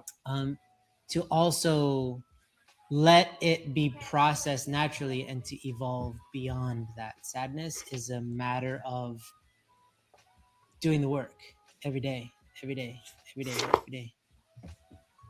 And so you got to the ocean challenge, I'm guessing. I got there. Yeah. Oh my gosh, I didn't even I talk didn't about know Ocean what to Challenge do. yet. I talked about I my got there, I was process of getting ready for Ocean All Challenge. right. But I didn't Oh, talk wow. about it. What's that's what's happening coming next. now? Like, what does God have in store for me? Anyway, I explained it Did already. you have high hopes, or did you just you're so busy getting there that you didn't even really think about what happens once you get there? Yeah, definitely the second one. On the plane That's ride true. to Alaska, I was like, all right, what should I do? Like, what are my goals? What am I expecting out of this? To learn from it or to wallow in sadness?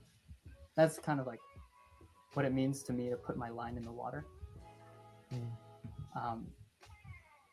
But yeah, so with God's plan, during the competition, I like wanted to invest 100%.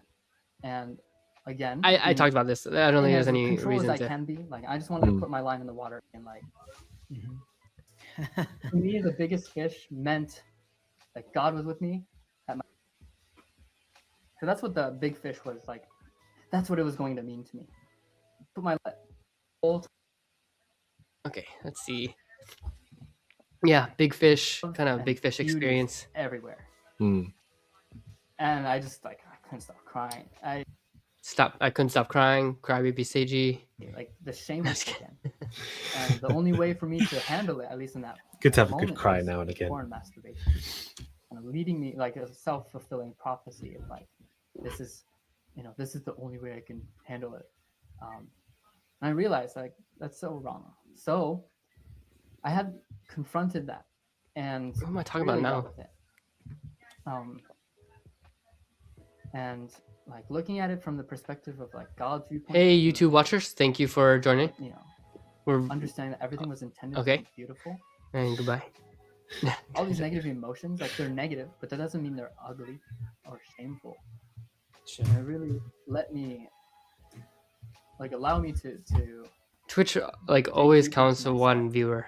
like, I don't know. That makes me feel better, but at the same time, I know it's fake. So, angry in this moment. Hmm. You know, and but there's always actually one growing viewer. from it. Like that's the beauty. It's really an opportunity for growth, rather than What letting am I it talking control about me. now? So I shouldn't have skipped. Yeah, I Maybe whatever. that was We're approaching 2 hours. So Understanding what lies in the darkness, right? So even shame, we use that term a lot.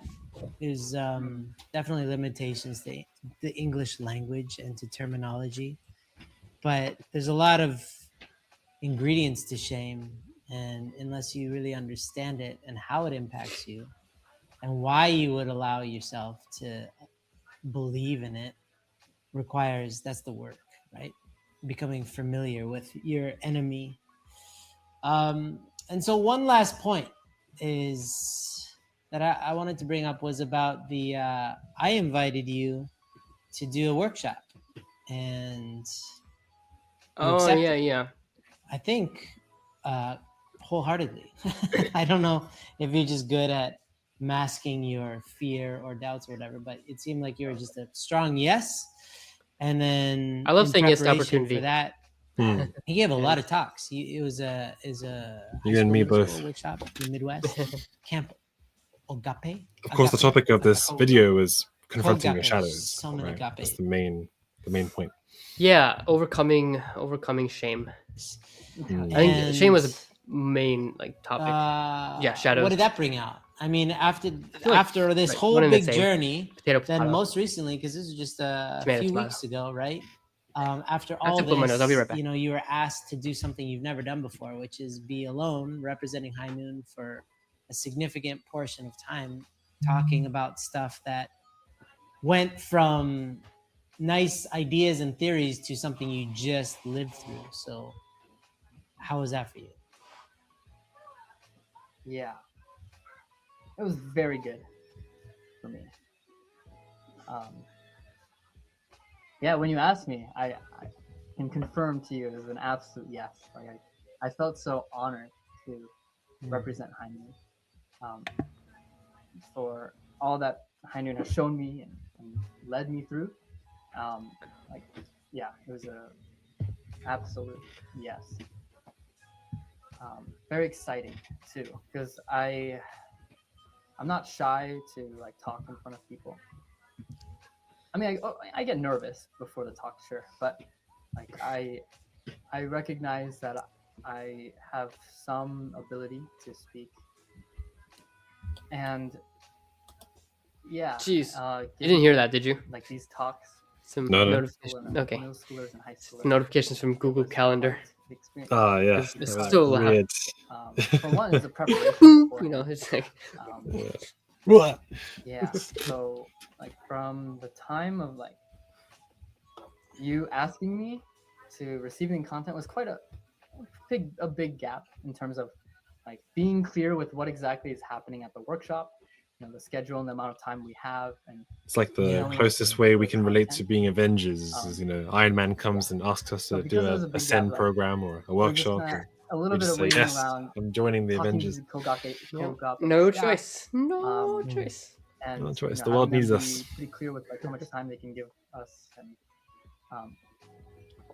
yeah. So, and then from receiving the content to preparing for the workshop, like it happened very quickly.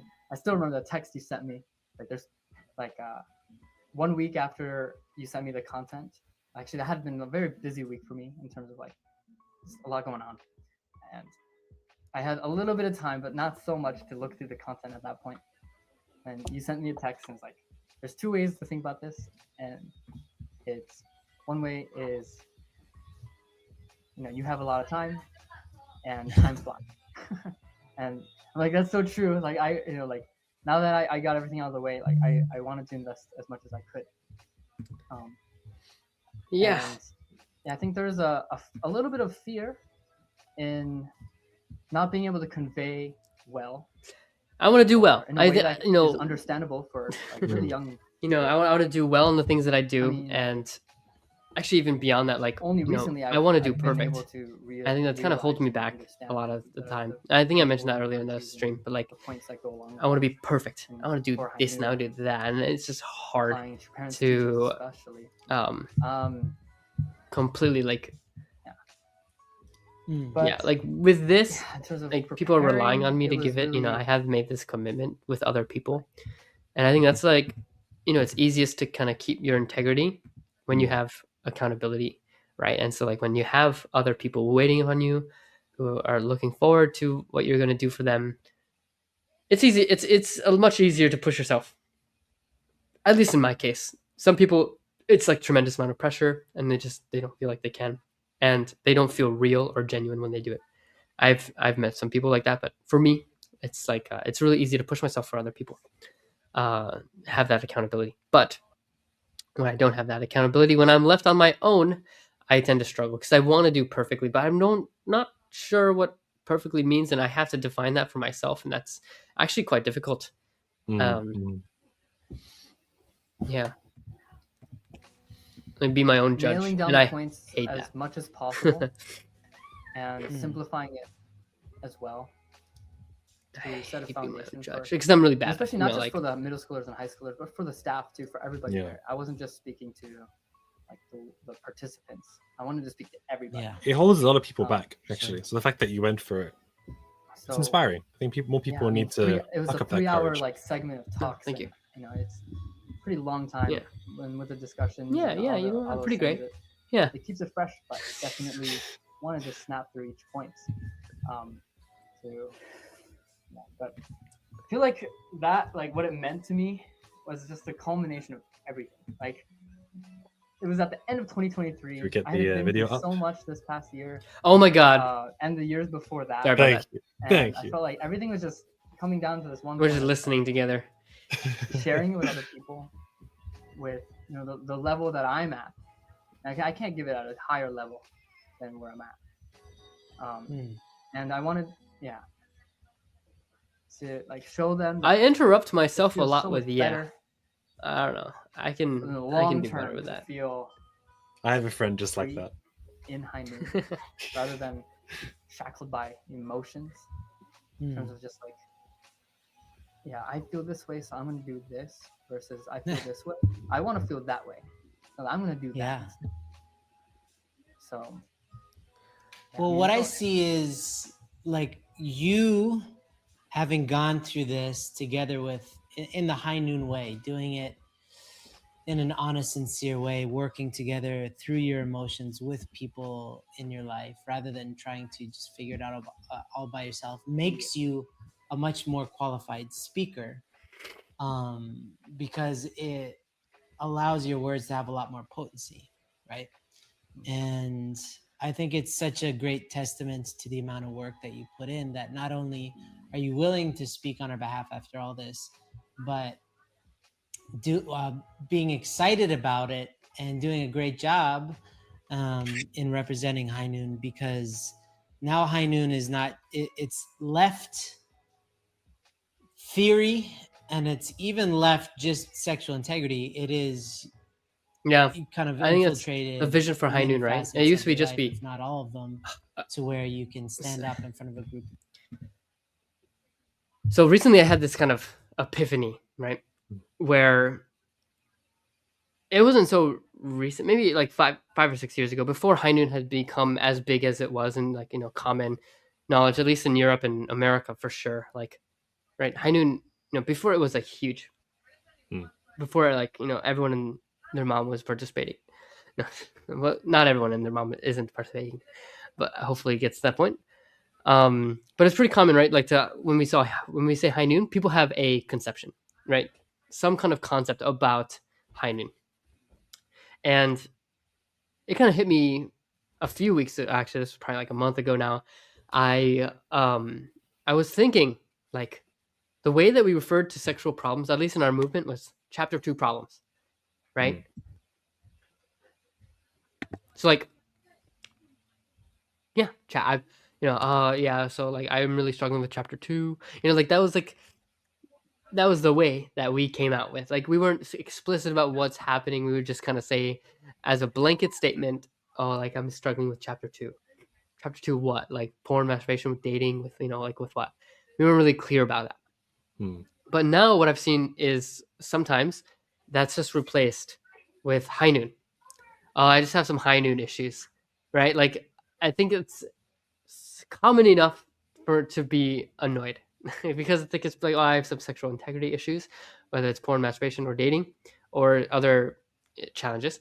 It's like a blanket statement. I have like High Noon challenges. Like recently, that's kind of been the case. It feels like, and yeah, I can see why that's happening because High Noon is like the sexual integrity people, right? Our main program is Ascend Porn Masturbation Recovery.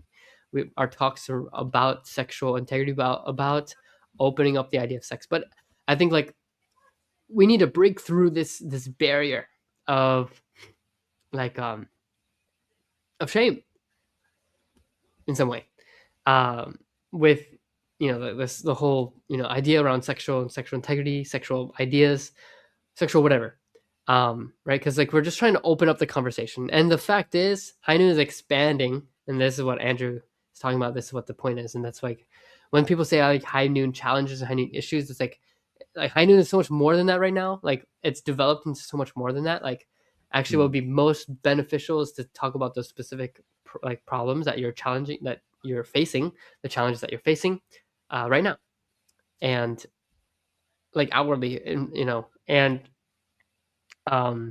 yeah, High Noon has been expanding into marriage and blessing, and yeah, I mean, I'm learning actually couples have a really tough time talking about sex. A lot of couples like actually don't have conversations around sex so much. Maybe it's changing for like newer couples, but like definitely, right? Parents talking to their kids about sex, it's an awkward ice cream conversation that you have once, right? It's not an ongoing conversation. It wasn't for me. Was it for you? Or maybe, I don't know. Was it for you?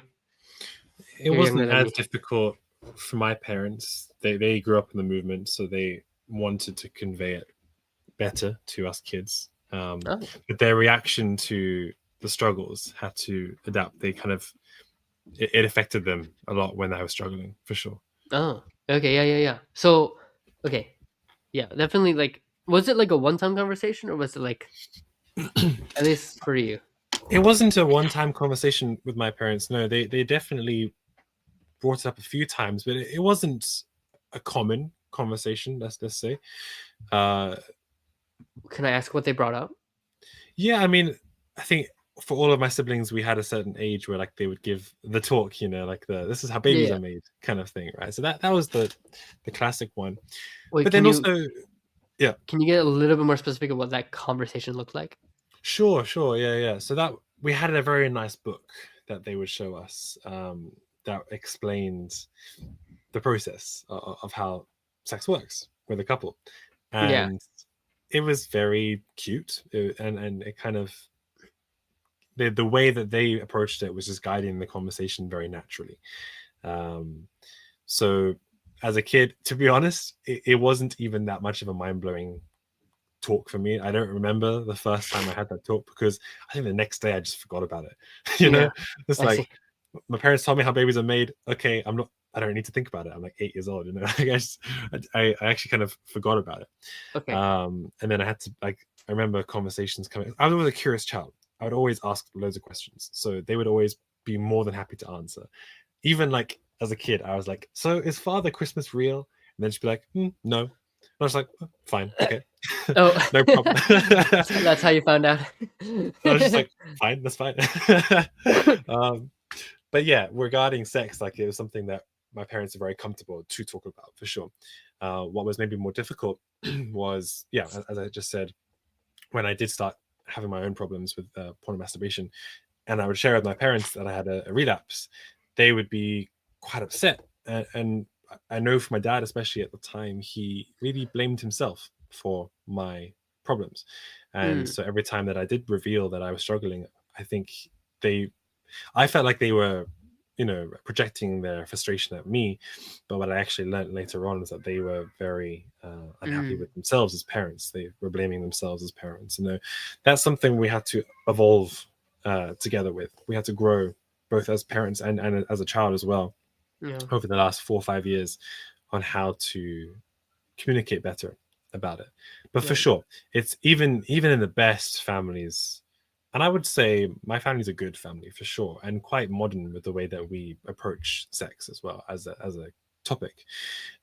Even then, it's difficult because there's still shadow and shame and scars from the past, right? From previous families or the way that my parents were raised, So it's yeah, not easy. I see.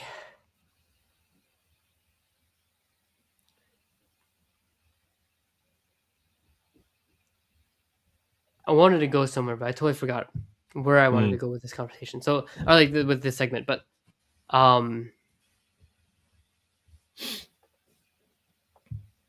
gosh, it was just so captivating. I'm like, okay, good.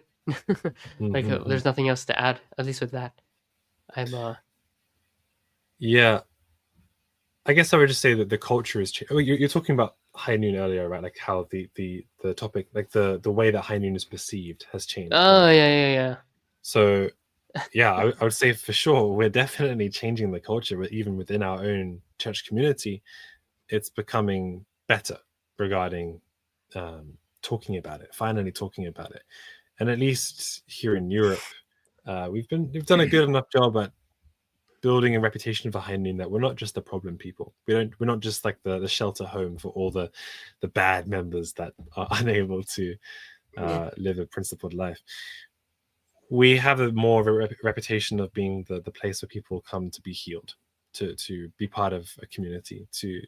Anyway, like it's not the case everywhere, but we're doing a better job at that now. And I think high noon is evolving to that point where actually people who are looking to get matched and blessed are actually starting to say, I would love to get blessed with someone who's been through a high noon program because they've actually worked on themselves. And that's a fantastic place to come from, because even if you haven't struggled, it doesn't mean that you know how to communicate well with a group of people, right? It doesn't mean that you know how to talk about sex. So I think depending on wherever you are at with your growth and with your sexual integrity, I think there's a huge benefit from learning how to live a high noon life. And that's not high noon the organization, that's our founder True Father's ideology, the idea that you're living a life of no shadows, that you Yeah. live totally one with God's light, 100%. Yeah, it's a great epiphany to have, right? Like we're so much more than just the porn people. Like we really are upholding family values as the most incredible thing. Why are we doing this in the first place? Why are we trying to overcome our shame and our shadows? Is that we can actually embody the true vision of God's dream, which is to have a family full of joy. And you can't have a family full of joy if you're isolating yourself and you're experiencing escapism and holding on to these shadows. So it's a big dream, and we're just trying our best to chip away at it and to make sure that everyone can touch that dream. Haju. Well said, David. Well said. People and say, here I stand. I'm a high noon man, right? I do have to end here for time because I guess we do too. I'm just a busy guy, Seiji. You know, I don't think you understand this. I'm a super important busy guy. But I want to also leave room for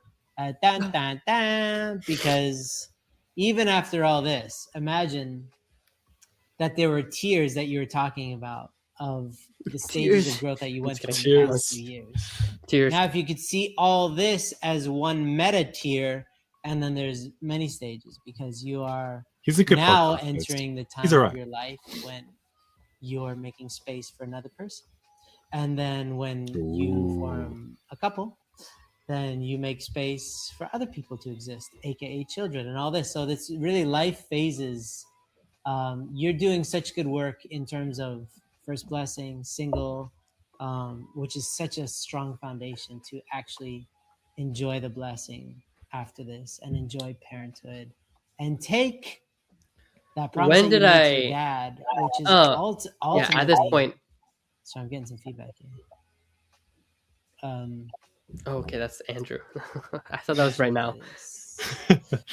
To take that promise that you made to your dad and fulfill it in that, I don't know if you noticed this, but the work that you said that he did to kind of change your lineage by stopping the tradition of abuse, physical abuse, and how he managed to kind of swallow it and transmute it into something else for you guys.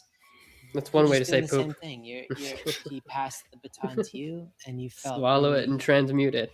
very responsible for it, and now you're doing the same thing, and this is evidence of it. You know, So you were in a the fact that you process to went this through point all this already, in such a right? way Yeah, I believe so. is, Let me check the date. Absolutely positive, made him so proud, Of and is such an honor to his legacy. You know, to become High Noon Seiji is badass. 1 man. year ago. It says 1 year ago, so yeah, I was in the process at this point. So actually, taking your dad's legacy seriously, like you're actually continuing this lineage of pursuing the blessing. Yeah. I mean, nope. There's no more to say to that. That's right. I wanted to make a good blessing. And stay alive, hopefully, as well, to enjoy the blessing. Yeah.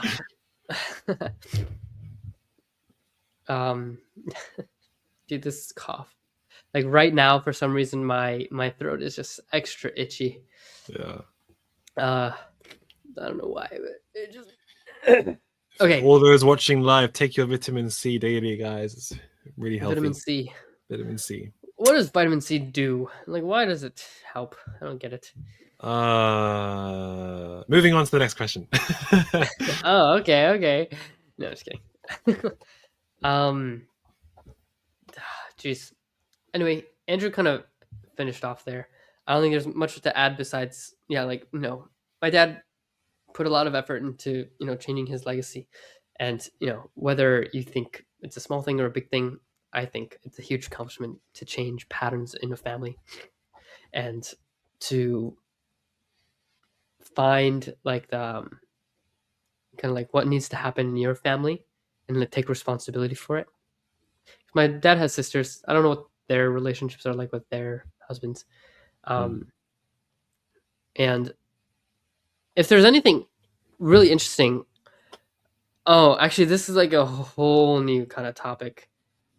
It's a whole new topic. Should I don't. It's a whole new topic. Yeah. Open like the top of the box. We can get a taster.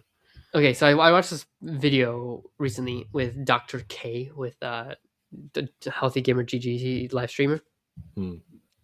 And Dr. K, so the streamer, and he's a therapist, he's a registered therapist. He talked about how he had a conversation with his mentor. And the topic of conversation was that like patients will come in and they will have like a problem parent, right? They will have a parent that they talk about, especially with who they have trouble with. And the mentor to Dr. K was like, but the real money, you know, the real baggage, where the real money is the parent that they don't talk about, right? Sorry. And he goes into the whole kind of spiel and it's like this like example how like, you know, dad is really strict, you know, kind of like really, you know, strict, really painful, kind of like too harsh and angry. And then like in this example, it's like, and then kick the son out of his house. You're sleeping outside tonight because you know you failed your grades. You don't deserve because you're not fulfilling your responsibility. You don't deserve to live inside my home, right? So sleep outside, learn your lesson, right? So like that, you know, that kind of relationship with dad, and you know that's a painful relationship. But then like you know this patient doesn't talk about mom, and then it's like, well, yeah, what does mom do? Right, because there's a lot of pain there, right? Mom is supposed to protect me. There's this heart behind like, why, mom, are you letting dad do this to me, right? And even though mom is like supporting, right? It's like, oh, okay, well, here's a sleeping bag, you know, sleep outside. It's like, why aren't you, you know, protecting me? Why aren't you helping me? You know, like, there's a lot of pain there, even behind the nice parent as well. And like that just kind of opened up a whole can of worms for me because that was a very kind of similar situation with my dad.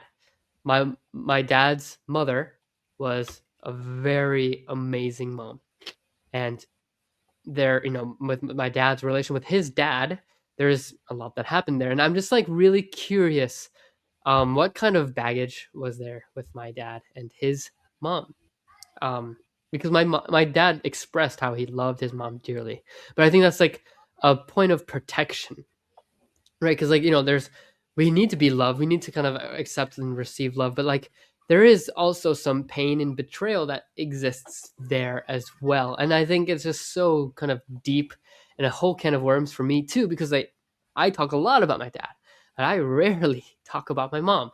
And why is that? You know, like I've had good and positive and beautiful experiences with my mom, but at the same time, you know, there were times my dad's temper, you know, kind of exploded, and you know I was afraid of my dad, and you know disappointed with him too at some points right in my life, and then I'm just kind of thinking about like what my mom did.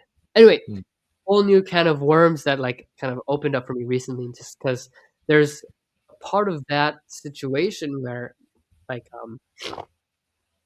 yeah, it's just more to unpack, and it's like, you know, the obvious thing is like, you know, with the problem parent, but really the non-obvious stuff that actually still exists is with the parent we don't talk about. And I just thought that was really interesting. So yeah, like even though my dad put a lot of effort in, like I don't know what my like do I respect my mom as deeply? I don't know, you know, and I have to really kind of dig deeper into that relationship too. Yeah, that's just We could do a whole episode on parent-child relationship. To be honest, that's the whole thing. yeah. I mean, yeah, it's just it's the foundation, right? Yeah, for sure. Yeah. Okay. So I guess we'll end here. I hope you enjoyed this stream. It's kind of a longer stream. We'll make a shorter video out of it, highlighting the key points out of this. But yeah, the full VOD will be available on Twitch and YouTube, and then cut versions will be available on YouTube and Instagram. All right, David, any final last words? Just face your shadows, guys. Yeah. It sounds cliche, but it's Christmas. Christmas is coming up. Connect with people. Let's do that. Let's connect with some people. Show some love. This is what it's all about. Let's show some love. Yeah, absolutely. So we use the word pure water, or the words pure water, like be pure water. Mother says that a lot, and I think one perspective that Sammy gave me indirectly through a high noon workshop from Africa that Sammy prepared. So he kind of refers to the process of restoration, the process of pure water. And then Shumather kind of talks about how we as pure water, we can't be stagnant, right? And a lot of like second generation passionate church members are like, yeah, we can't be stagnant. We have to go out and witness and witness and like don't be stagnant in our life of faith. I think that's part of it, but I think Sammy's perspective kind of opened up a different part of it, where it's like we're with ourselves. When we become stagnant, when we have shadows, when we have little dirt particles inside of us where we feel like we're not worthy. The fact is, the water cycle exists, and if we can go through this water cycle, constant purification, right? Like we are being guided and loved to be purified, and we just have to let ourselves receive and feel grace, and through our 5 virtues, right? Through being honest, receiving grace, having accountability, having integrity, and carrying out. What's the word for courage? Like being courageous. I don't know. Having the courage to do all these things, right? We can purify ourselves. We can find grace, find restoration in ourselves, and then we can actually be, the pure water. It's like no water left behind. I don't know. But yeah, in that sense, like if you have shame, find connection.